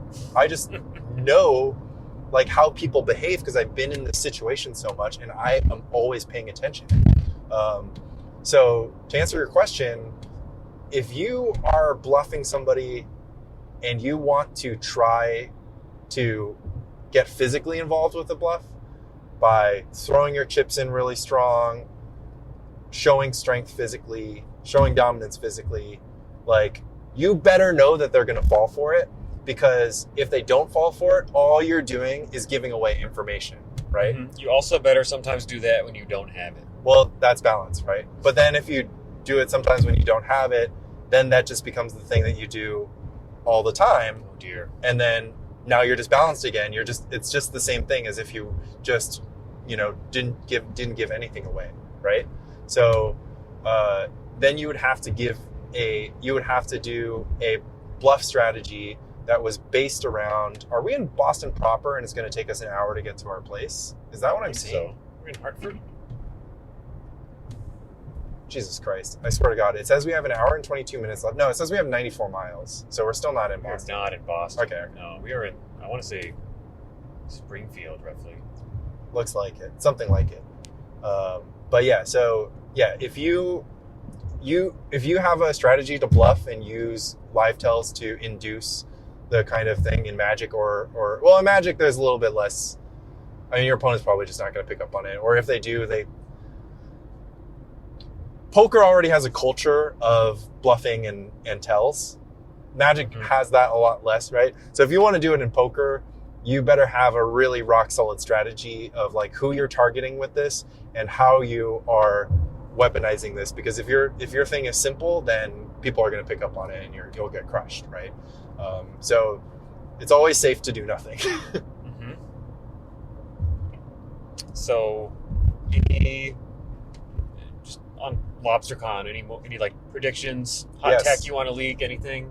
Yes. I'm not going to leak any tech. I was handed a piece of tech that 2 or 3 people, a few people know about, a couple people think is amazing. And I would be interested to see if anybody who incorporates this succeeds. And I'll let you know in the future podcasts. I'll let you know next week what that is. And I'm considering using this technology. My prediction is that the rock solid decks I mentioned are all the ones that I would not be surprised to see in the top 8. Mm-hmm. I think that This will be a very competitive Lobstercon. I think that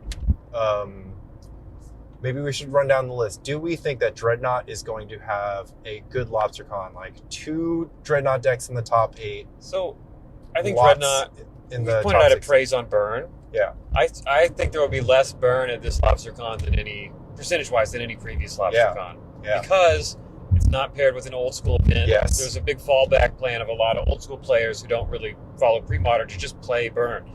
That's gone. Yes. Agreed. Also, people know that Burn's a dog to Dreadnought, and they think Dreadnought's going to be here. So if Burn really doesn't quite show up, Dreadnought's less favored against the field. So let's go ahead and go with that assumption. As a result, what gets better? Elves gets better. Elves gets better, but I still don't think we'll see much. Hermit Feb gets better. Goblins would get better, but Goblins players were already beating Burn players, so, whatever. White Weenie gets way better. It needs all better. It needs all the help it can get. Sorry, man. Clerics gets better. Clerics. All right. What do you put odds Clerics gets on? better the more Dreadnoughts in the room, right? Yeah. Yeah. What are the odds that you put on Clerics succeed? I think Clerics is really bad against Black-Green survival. How do you think it is against Terrageddon? I think it's got to be bad against Terrageddon. It is not bad against Terrageddon. Yeah. Certainly can be. So I faced Jeff Ferris in round 4. We intentionally drew, and then we played it out for fun. And I was crushed by Clerics. Crushed. I would sideboard differently, perhaps. Make some adjustments. Just too much pressure from the 3-mana 2/2s. Yeah, looking back, it's like, what went wrong? How did I lose to these garbage cards? But that's how the deck just looks bad on paper. Always. And then he's been on a real heater, right? He took down a meetup, and then he ran it all the way to the finals of this 20-person event. That's true. It didn't drop anything until the finals. Yeah, it does look like a pile. I do think that the relentless stream of 2/2s, decent. Could be backed up with Perish, Dystopia, Gloom out of the board. The Cabal Archon is very exciting. That's the scariest card. That and then Rotlung Reanimator could make my Pyroclasms not so great. Yeah, of course. As it's intended to do, but then the Archon drain you out angle is scary. If you're gonna cast Dark Ritual, it's really hard for you to build a deck that leverages it well and has a lot of 1-drops. So it makes sense that you should have 3-drops. It makes sense that because the thing Dark is Ritual on turn 5 and it feels awful. Right, but even on turn 5, it's a lot less awful if the average quality of your card is bigger, right? So Ritual Negator, Ritual Hippie is much stronger. I used to think that Ritual triple 1-drop was super strong, but then I realized that meant that I had this deck that was all 1-drops, and all 1-drop decks want to play just 18 lands. But the thing is, Dark Ritual is also a mana source, but it's not a good mana source because then it's your hand with 2 mana sources would need to be a deck with 14 lands and 4 Dark Ritual, right, to support the all 1-drop curve. So what do? Well, the 1-drops and 3-drops thing isn't really that exciting. So yeah, having 3-drops I think is where I would land in a deck that contains a lot of Dark Ritual, because if they're so let's thought experiment. If Burn could play a red Ritual, would it play it? No, absolutely not, because you could be playing a spell that does damage, or you can be playing a mana source that probably taps multiple times anyways. I think that people... Yeah, may as well just hand your opponent a healing salve. Yes, 100%. And so a black deck with all 1-drops is in a more convoluted way also a burn deck. It just makes your 1-drops deal more damage if you can get more of them earlier, whereas burn has less of that feeling. So that's the thing, is like, if your deck's gonna empty your hand eventually, then Dark Ritual is not that exciting. But if your deck is going to kind of be in the in-between where it does empty its hand, but a lot of its hands stuff gets a significant boost, and let's not forget Priest of Gix, which has awesome synergy here of being a 0 mana 2/1, then things get a little bit more interesting. I'm not about to say Dark Ritual is a great card, and I'm not about to say Clerics is a great deck, but I think that this is a point of evidence. I'm not hyperbolizing, I'm using very precisely. This is a point of evidence in favor for Dark Ritual in coordination with 3-drops. That it's definitely great in that deck, Yeah. and that deck is well positioned Yeah. with what decks we expect at Lobstercon, so I would not be surprised to see well, Clerics doing well. What other decks do you think it's really good against? So we discussed it's good against the top of the field, like Replenish, right? And Is it good against Replenish? Is it good against Replenish? I assume if you can. Well, that's the thing, because you can strip their hand and then they can still just draw an out that just completely decimates. Yeah, I mean, their plan, right, is to attunement into whatever they need. So it's not in their hand to start with. Right. Then they just spike the Replenish, and then you're just. I guess that's at least part of why they're running Gloom, in addition to the fact that it stops Parallax Wave. So, yeah, the Gloom's in the board may be evidence that they need to shore that matchup up. What else? Yeah, what else is it going to be good enough? What else did I see it do well against the other day? It just felt scary to me. And he also saw him casting Perish. Yeah. It was not something I want to see. So good against green creature decks. However, if your survival deck has some non-green creatures, maybe. It seems like it could. You got a lot of walls. You got to play Perish to get through all these Wall of Roots and Wall of Blossoms, right? Yeah, you have to play Perish. I had my matches against it, because the thing is, Perish doesn't kill Angel, and Angel kills you, right? So my matches against it were mostly revolving around Angel.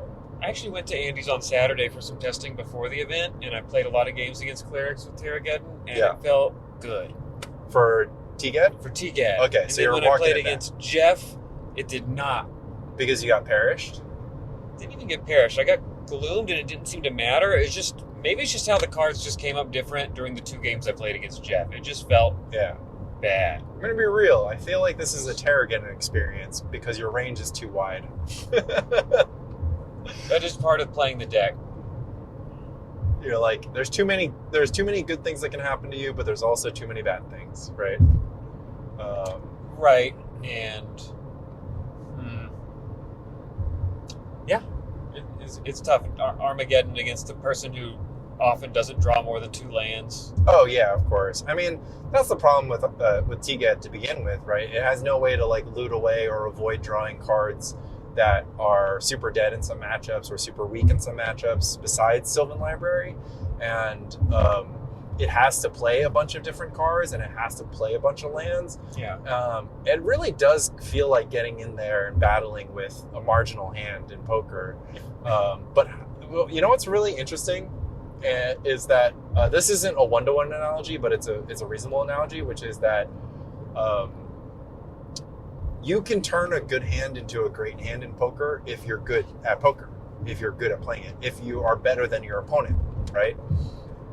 Because you can effectively, some percentage of the time, get your opponent to fold the better hand due to your ability to employ your betting strategy in a way that exploits your opponent's weaknesses.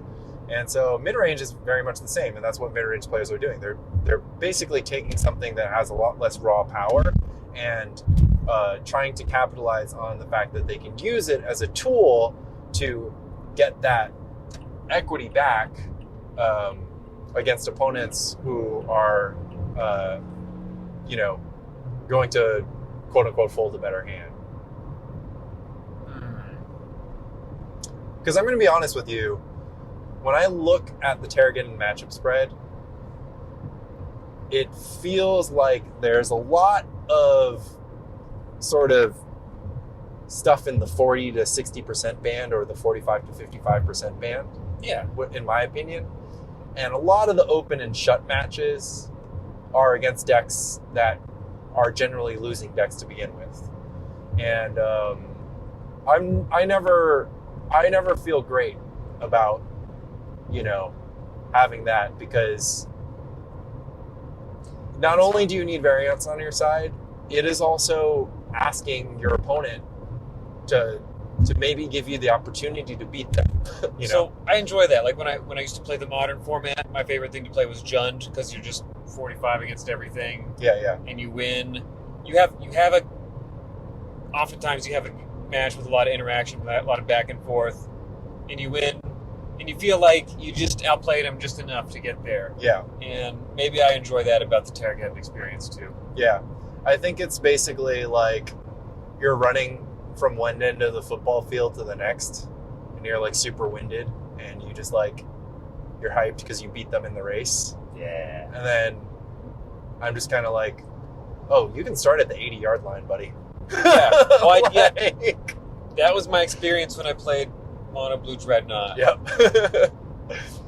All my matches felt like they were 10 minutes long, and I just got to hang out all night. Yep. And you're like super hyped when you can run 100 yards faster than somebody else can run, 60 or something. But like, you should probably just take it as close to the end zone as you can. You don't have to run across the whole football field, brother. Like, you can give yourself a little bit of help. Yeah, work smarter, not harder. Absolutely. Sometimes Terrageddon just gets those hands that just end the game right away. Those feel great. Skeptical. Mox Wayfarer, Wasteland, Sylvan Library, Pay the For Life, Wasteland again. Like, gotcha. It's like, okay, your opponent kind of has to cooperate by playing non-basic lands and not pressuring your life total. I mean, I guess Terravor into Armageddon, but even then... I get good game. I mean, even then, your opponent still has to cooperate, right? Because they either have to be both bad against guys and bad against Geddon. Because if they get you the guys, then they can rebuild the Geddon, and if they're not bad against Geddon, then they can get you anyways. So it's just like they're bad against two things for this to work, right? And it's not like a 2-card combo in that sense. Yeah, it's like it feels like you're kind of like a constrictor. You're just right. But we were talking about draws that just win. Right, which is different. Yeah. Whereas those draws you're not constricting your opponent, you're just punching them in the face. Yeah. My counterpoint to that is like, the only reason you get to punch them in the face that way is because they're sitting on their hands. And I think that here's my prediction for Lobstercon. I think that if the pressure of competitive Lobstercon happens, I think that TGED players are going to have a rough tournament. Now, Javi Lugo top 8'd last year, and he did a great job, and, props, little Thornscape apprentice getting in there. Love to see that. But Is that the mirror breaker? it breaks something. Breaks Dreadnought, right? Well, it also gives a creature first strike, right? Yeah. Like So my your Terravor, your Terravor. I can tap your Terravor, or if we meet in combat, because I don't know why you let this happen, but Yeah. Now I first strike. Yeah. Yeah, sneak it in. If I play Terravor in a long day, probably the mirror is the thing I at least want to face. Oh yeah, that's horrible. But you'll win the mirror because you have abundance. If that angle comes around, but I'm not packing other mirror breakers, such as like the Safekeeper plus Exalted Angel plan feels really solid, and then the Apprentice. Well, also feels Exalted solid. Angel is just a good mirror breaker in general, right? Because if the ground's clogged up, if you have Angel, you'll. Right. People only have so many plows, unless for some reason They have guys blessing. No. That deck draws 1 and maybe 2 plows a game, but I think that the Angel thing is super interesting because most of the time you can navigate the matchup such that Angel is the last creature that sticks, right? Because you're jockeying for position. They want to plowshares your Terravors. Sometimes they have to plowshares your Elephant tokens. You want to get those Terravors plowshare so that you can just turn it into the library cards. Yeah, absolutely. So there's going to be a lot of interesting stuff going on in the matchup. I think Exalted Angel will make it more likely that you win the mirror than a deck without Exalted Angel. Especially if you have that Safekeeper. But I do think that Terrageddon is a deck that punches down, and while Dreadnought is also a punch down deck. I don't know this term. Oh yeah. I mean, I guess I don't know literally the exact etymology. So punching down is used popularly these days on like bullying. Dave Chappelle. bullying somebody that is, marginalized. It tends to be the thing. It's just like bullying somebody who's already in the dirt, kind of type thing. Yeah. Or just like abusing your power, right? You have more power than somebody, and then you're just kind of punching down on them. So you have height advantage, that kind of thing. What competitive decks are not doing this? Well, competitive decks do this That's why they're competitive. at a variable rate. So all these decks do this. So the question becomes, which decks are not able to punch laterally? And I think Terrageddon is one of those decks. And I think that Dreadnought, as you identified, and as I talked over with Billy, could be one of these decks where it's like, Dreadnought's just punching down on Goblins and Burn. If you take Goblins and Burn out of the thing, there's no one left to bully for Dreadnought. And then all of a sudden the tournament gets a lot harder for Dreadnought. And so Dreadnought players should be concerned about this, because they might spend a few rounds beating on Goblins and Burn, but they're going to get, roughed up by maybe Terrageddon. I'm actually doubtful. I think that Terrageddon can certainly go into the matchup favored, but I think that Terrageddon loses a surprising amount of matches to Dreadnought, and I think that certain individual Dreadnought innovators are going to bring some stuff that can easily defeat Terrageddon. I think Dominate is just amazing, and it really embarrasses Hidden Givens. I think that card embarrasses itself. Hidden Givens. That's a matter of give and take. Give and take the embarrassment. I had a good time playing the shrimp deck, but it gave me the sense that the deck has fast rounds, and I think that wouldn't actually be the case. Right? Doesn't it have some matchups that just go the mirror to time? Yeah, you would specifically the mirror. You would have 4 fast rounds, and then you would have 1 round that completely drains all the life force from your body, and then you might lose. So then you have to keep playing. Right. Unless you wanted to approach the mirror like just shove. Yeah. It ends all in. Just shove. You don't have to think. Actually, the simplest way is just to play like 3 Brain Freeze in your sideboard, right? So like you could just be like, oh, I'm not worried about Replenish. I'm not worried about Oath Ponza or mid-range decks. I'm not going to play Tide. I'm just going to play Brain Freeze, and then that's your plan. You just Brain Freeze your Dreadnought opponent. You can board out all your Dreadnoughts. You can force them to play spells. If they ever cast a Dreadnought, you gotta rip a bunch of instants and then Brain Freeze their face, right? They've already probably used the Stifle. They might be boarding out Stifles because they think they're going to be grindier. Yeah. So you can use Brain Freeze. I think Brain Freeze is a subpar sideboard card for Dreadnought, but if you are considering Dreadnought and you don't want to think that hard during the mirror, then I would just play the Brain strategy Freeze. to take. Yeah. Okay. And it's not even like it's my backup deck. It is in the bag. And it's not even like they can bring it back to even by having their own Brain Freeze. Then it's just going to be like, okay, well, one of us is going to freeze the other out. We'll see who does it, Like, I wouldn't think too hard on trying to navigate the Brain Freeze mirror with the only thing being maybe you want to Brain Freeze on your turn so that they draw a card, right? Because if you get a Brain Freeze Worm and they out Brain Freeze you, then whoever's draw step is next is the important one. But you should be able to get a read on your opponent having freeze. Unless they've cast Portent. Yeah. That is hilarious. That's when you choose to set the Brain Freeze. Yeah. You'll be freezing your opponent into their Flash of Insights, So if you have to fight against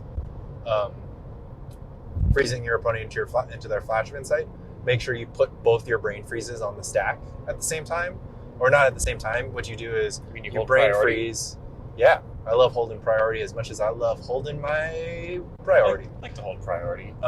Mike so taught me about holding priority. He taught you all about it by forcing you to let go. No. So you Brain Freeze, you let the Storm Trigger resolve and all the Brain Freezes on the stack. Then you Brain Freeze again and then let the next Storm Trigger resolve. And then so you have all your Brain Freezes on the stack, at which there's no point that your opponent can Flash of Insight to go find Stifle. And actually, now that I finally said that out loud, I don't know why I wasn't thinking this. That punt I said earlier about flash of insight into my stifle, my opponent would have just beat that straight up if they did exactly what I described. So don't hold priority from your first brain freeze. You hold priority when you put the first from the storm trigger. Well, I guess it happens at once, because when you announce casting it, the storm trigger just happens. No, so you cast it, so you put the card on the stack, and the storm triggers off the card. So you have the card on the stack, you have the storm trigger on the stack. You let the storm trigger resolve, and then you cast the second one. So you are allowed to hold priority and respond to your storm trigger by casting the second brain freeze. And I'm saying don't do that, because the second brain freezes will resolve. I'm saying what you're describing doesn't even require holding priority, right? I'm saying it does require holding priority, because when you just get priority because it's just your trigger. Yeah. If you're online, you wouldn't have to hold the control key, right? But in paper, obviously, you announce that you are responding to your own effect. But yeah, so you let the brain freeze resolve. That means passing priority. Or sorry, you let the storm trigger resolve. That means passing priority. Mm-hmm. And then you put the next brain freeze on the stack before any copies of brain freeze have resolved, eliminating the ability for your Dreadnought opponent to flash of insight into the stifle to stop the second. And as a result, that's just another reason why brain freeze is a pretty excellent mirror breaker. However, you might still lose if the cards don't come in the right. Well, actually, it's pretty deterministic if your opponent has Dreadnoughts in their deck and you have all the same cards, except for instead of Dreadnoughts, you have Brain Freeze, and instead of Vision Charms and Stifles, you have Misdirections and Annuls and like Powder Kegs or whatever. But, we don't like to throw the D word around too much. You're laughing because it's true. I don't overuse deterministic. I don't know what you're talking about. But yeah, I think that Dreadnought absolutely has tanky things. But Dreadnought is one of the most fun decks to bring a wild range with, because you've got a lot of splash colors available, you have tons of sideboard tech available, and you're going to keep your target opponents guessing, your replenished opponents guessing. And I'm sure people are going to be coming up with interesting stuff to kind of manipulate that, because I think one of the most interesting things is if you're a real intense study, you could think about what replenished players are doing now that they fear Tide, and see if there's a way to exploit that by doing a third thing, which is really good at beating replenished players that are preparing for Tide. I don't know what that is. But I thought maybe you've already figured this out and it's part of your. And I would leak it. I would leak it. No, because I haven't studied that hard. Because for the year 2024, I barely worked at all, and then the last month, I've been like wall to wall with work, which is really good. But it meant that Lobstercon this year is going to be more of a wash, which may lead me to just play Grotog. Because I don't have to think as hard, as you mentioned. I've got good practice. And I'm armed with I'm armed with the urge to make the correct play, think about the correct play and make it. So that's nice. That's the vibe. We're gonna think about the correct play. We're gonna think about our opponent's ranges. We're gonna think about our ranges, and we're gonna win. I almost still want to. I'm like, you could win. You know, like you could win. You have the reps, preparation. Just gotta take it one turn at a time. Whatever deck list you do, you could definitely win. One game action at a time. I guess I'll say this: you don't have to think you're going to win, but you should definitely not think you're going to lose. That is true. I do not go into the tournament with that mindset either. Yeah, I think that's actually more important. I believe it's possible, but I'm not like planning on it. Yeah, I'm not. Or one more thing, angry when it doesn't happen. Yeah. That's just because you have a healthy relationship with the game, right? You don't start throwing cards. Yeah, I was happy. Oh, yeah.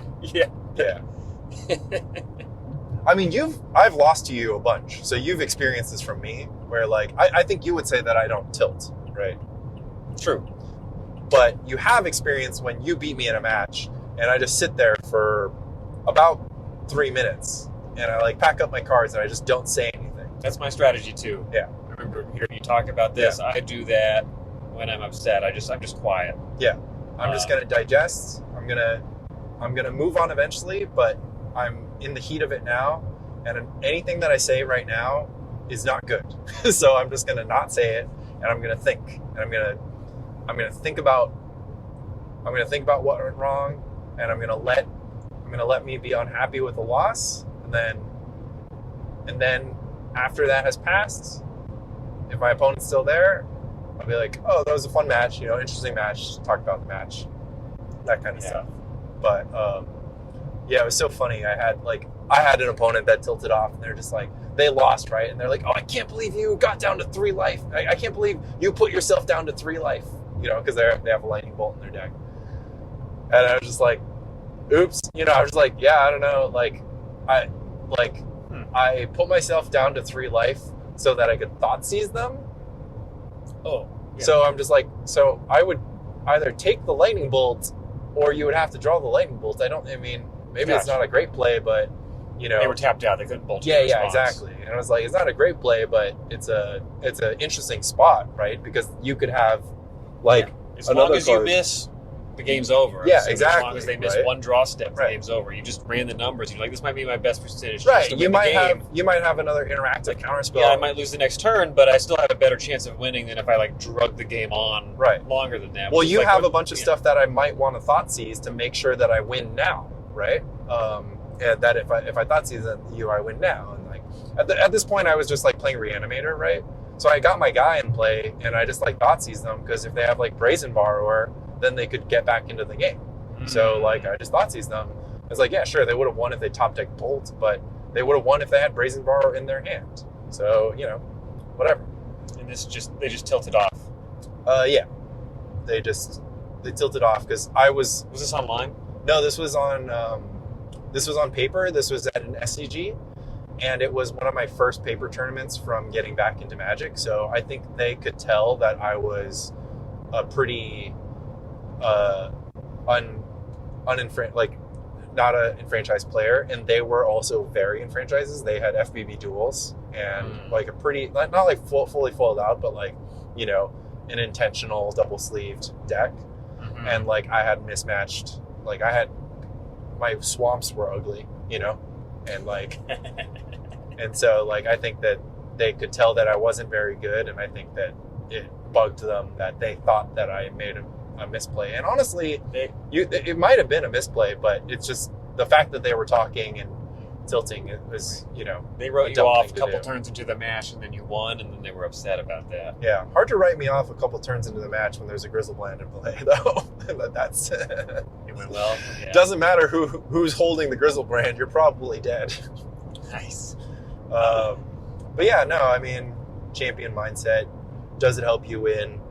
I'll talk to Flores about this next week when we're recapping or doing whatever. Obviously, there's going to be the Drive Back podcast, which is completely completely unhinged and insane, and also going to be 4 hours long if I have the energy. Probably right.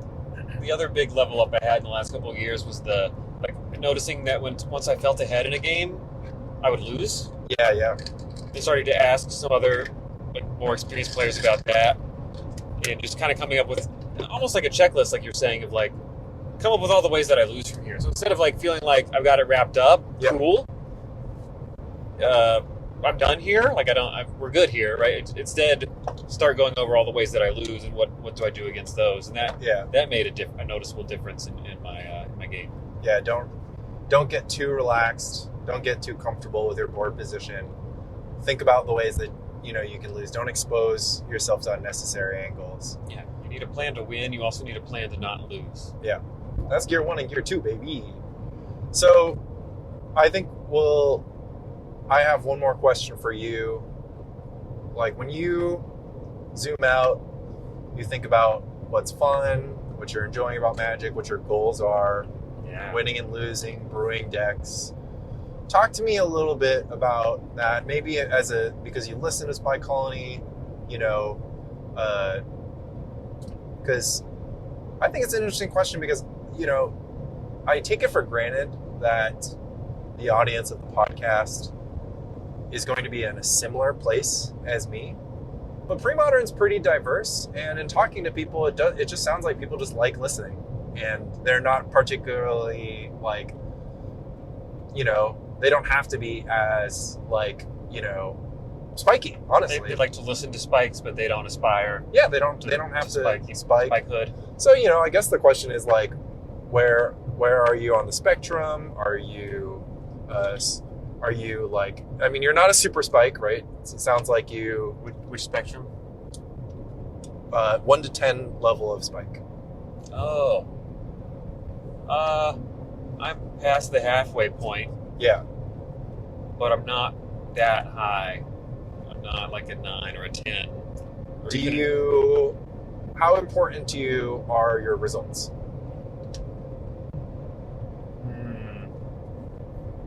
I think we should start asking every guest on the podcast this question. How important are your results? My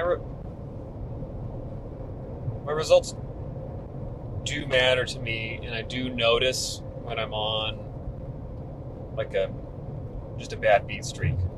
Okay, so you can brush it off if you're losing to variance, or are you saying bad beat in a different way? There have been periods of time where it's just like I just look over my life pad, where I have a record of games. It's like, wow, I'm just losing a lot lately. Yeah.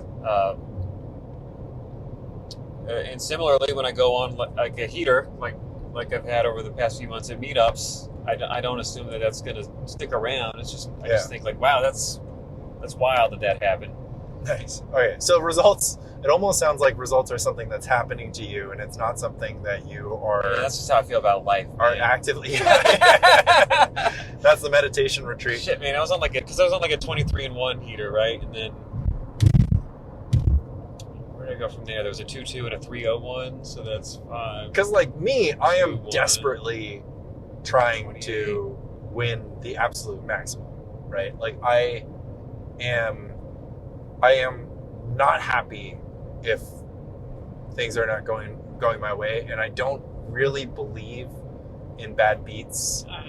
Like in general, like obviously variance happens, but like ironically, if you're the guy in our previous analogy that flipped 10 tails in a row, what the hell are you doing, man? Stop flipping coins. Find another coin. The last time I remember this happening was sometime early last year, and I think it was more in the context of legacy, and it probably had to do with whatever lousy deck I had chosen. Yeah. I would like to have a system for tracking my results. I don't have one. Maybe that tells you something about how seriously I take my results. I don't track them. I don't track them either. I don't. I think tracking them is a little bit neurotic. I think that it's okay, but like I think that it's also is like preventing.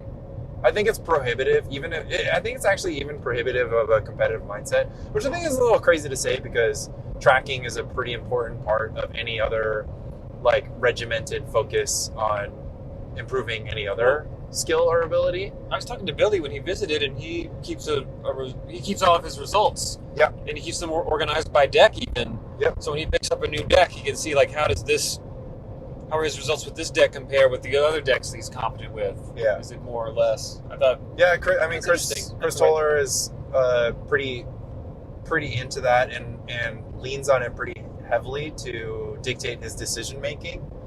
And I think that it is good because you can look for emergent trends, and then it's also bad because I think a misuse of it, really is just like a lot of variables are hiding in that data, and your decision making, needs to be pretty focused, right? Yeah. So I don't want to take it that seriously. Like there have been periods in my life where I was really into Magic Online, and I would start a spreadsheet and I would track it, and I would eventually get to a point. It's not exactly the same as burnout, but I would just get to a point of like I have completely pulled all of the fun out of my hobby. Yeah, and I need to take a step back from what I'm doing. Yeah, your hobby has turned into filling out the spreadsheet rather than last 3 years in a row where I like prepared for Eternal Weekend and then just got to the week of and was like, this isn't even fun to me anymore. Yeah. I'm just not going to go. I would feel so much better to just do anything else. Yeah, that's crazy. That has actually happened to me a few years.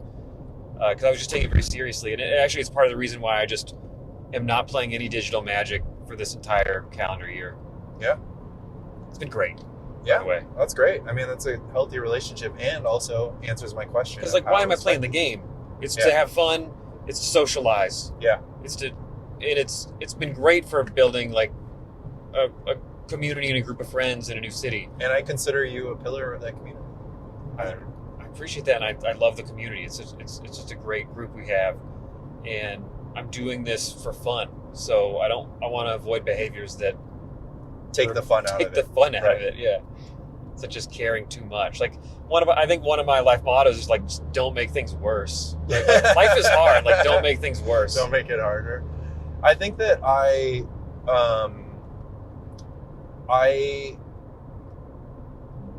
get burnout, but I also get high. I get a pretty strong stimulation from some of the process related stuff. Yes. So playing online, is really fun for me because, it does give me a chance to just have more opportunities to get creative, to experiment and figure out things and learn things.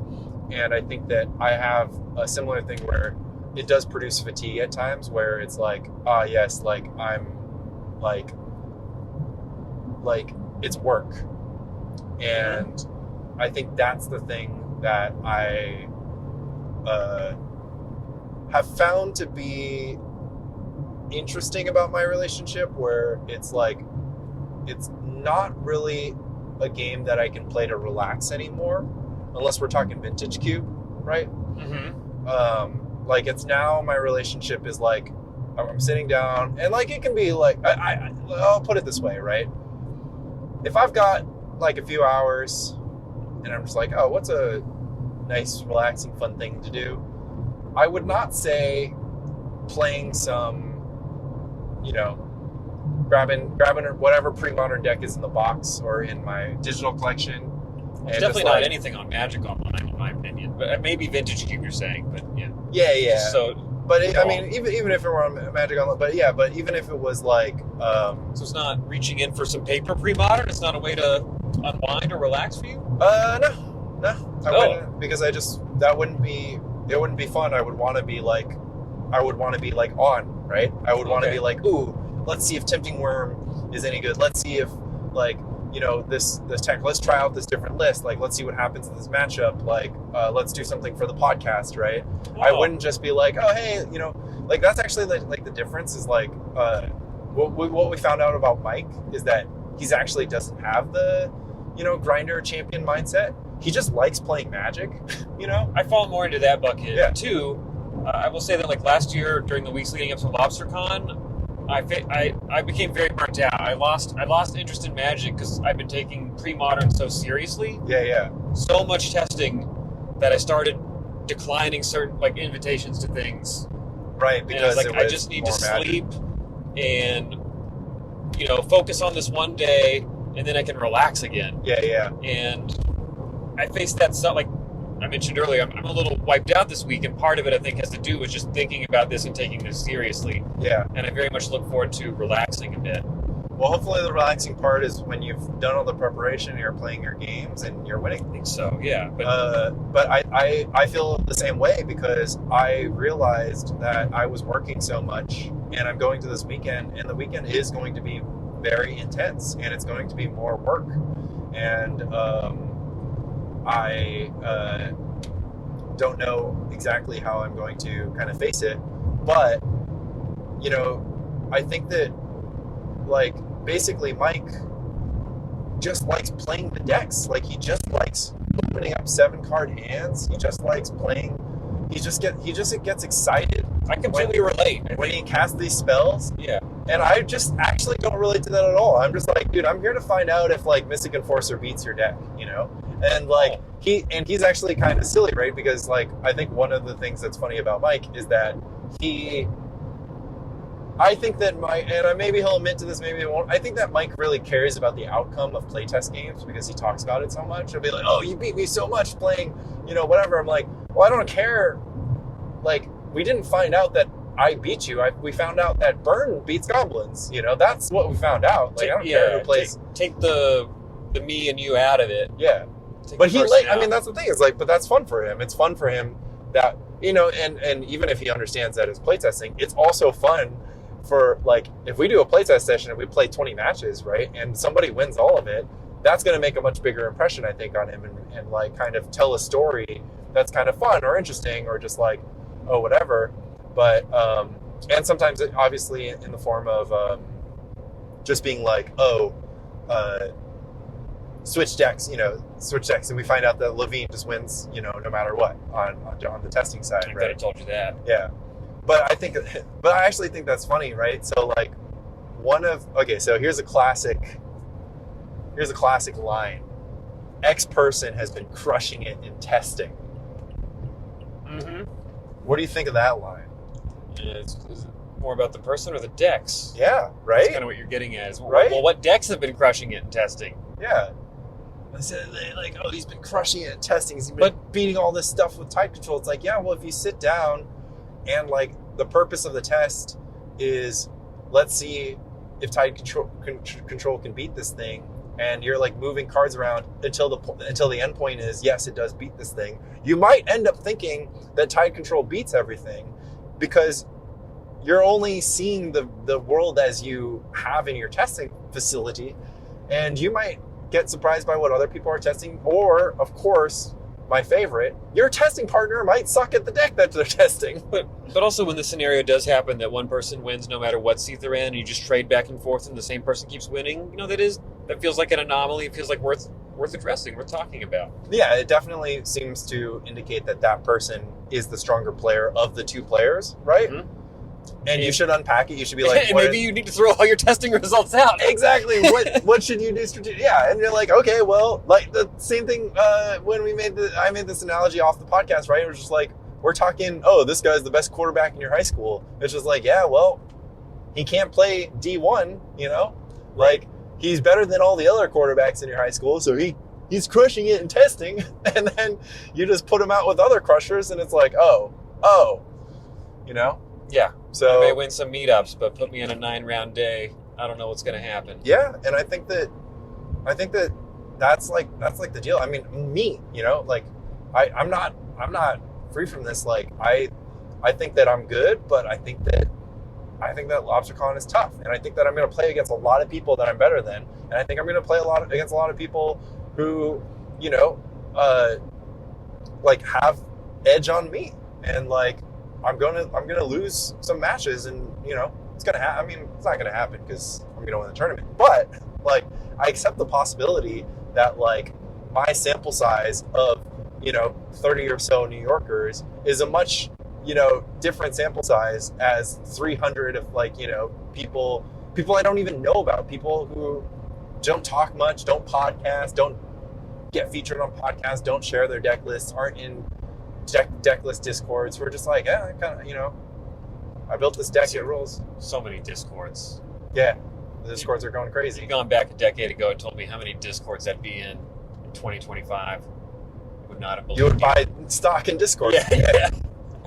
I would go apply for a job at Discord. Yeah, forums died a slow death, only to be revived in something that is better in some ways, but worse at being forums. I was just thinking RIP, like big social media. Hello, like these smaller communities. Yeah. I mean, yeah, the whole thing with Twitter, but that's just another podcast. But yeah, I really like I really like the journey that we went on in this ride, and we didn't even stop to rest. I hope I didn't burn you out with just the ride. It's been great. We're gonna have a seafood boil. Yeah, we are. We're gonna go to a Cajun seafood. Dinner's on me. Let's do it. Oh yeah. Yeah. Shit, I'm getting the lobster. Get the biggest one on the menu. Oh man, that's true. They're like, drive me up here. They're these like boil bags, and they come in like variable size. And there's like one that's like just an obscene. It's probably for 4 people, right? But it's just like, you know, whatever. Like it's $120, and it just has every freaking thing that swims. That sounds cool. Is it Yeah. enough for one person? Well, there's 2 of us, but we can Well, get into. I'm trying to figure out if we're going to get 2 of these. Oh, It sounds like we're getting 2 of these. No.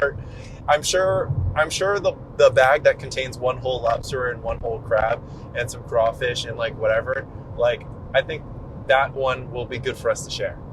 Dude, we don't have to share. But it's in Newton. Sometimes you got to live a little. It's near the B&B. I don't know how good that stuff keeps. Can we like eat it the next day? Eat and reheat lobster? Questionable. Why don't we just start with 1 each and then just top off as we get through? There you go. Because you might get fatigued. You might start getting cuts on your fingers from cracking these guys, and then you're like, okay, I'm over it. I'm so excited about that.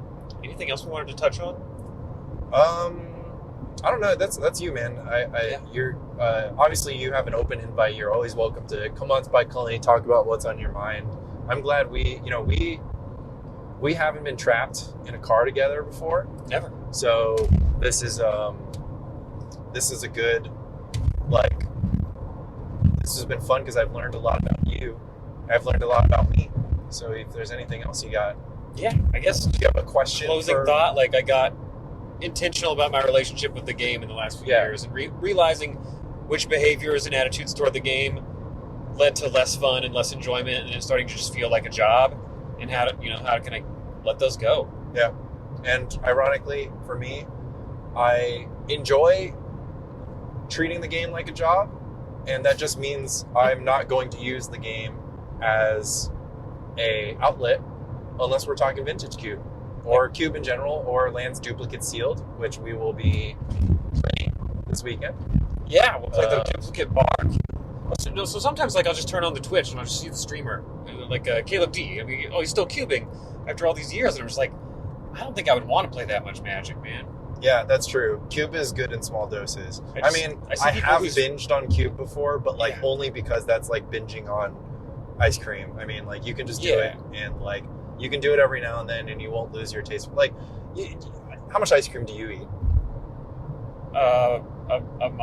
Not much. I get the smallest, whatever. How often do you eat ice cream? Rarely. Yeah, I don't eat ice cream that often, right? But every now and then, my favorite flavor, mint chocolate cookie, Ben & Jerry's. Once I start a pint of that, it's over.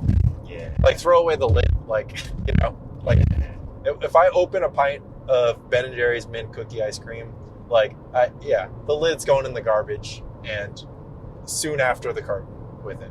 Yeah.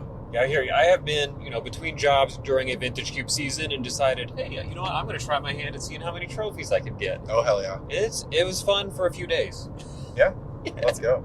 And then it was like, oh no, this is just my job now. Yeah. Trophy races are one of the more toxic. Yeah. And then I just quit. Yeah. I was much happier. You're like, I'm freaking over this. Yeah. But, I absolutely agree, and I think that, we're going to have a fun weekend. We're going to have a fun weekend in the way that I treat it as like a super intense job, and the way that you treat it as a nice, chill meditation retreat. Yeah, so that Land built a new pushes you over the edge. Oh yeah. So Land built a new duplicate sealed, and he also built duplicate bar cube, or duplicate like bar seal. Like, there's a concept of a bar cube, which is a cube that doesn't involve dice, counters, tokens. Oh yeah. So that's where the word bar comes in. So this is like a duplicate sealed, but it's smaller.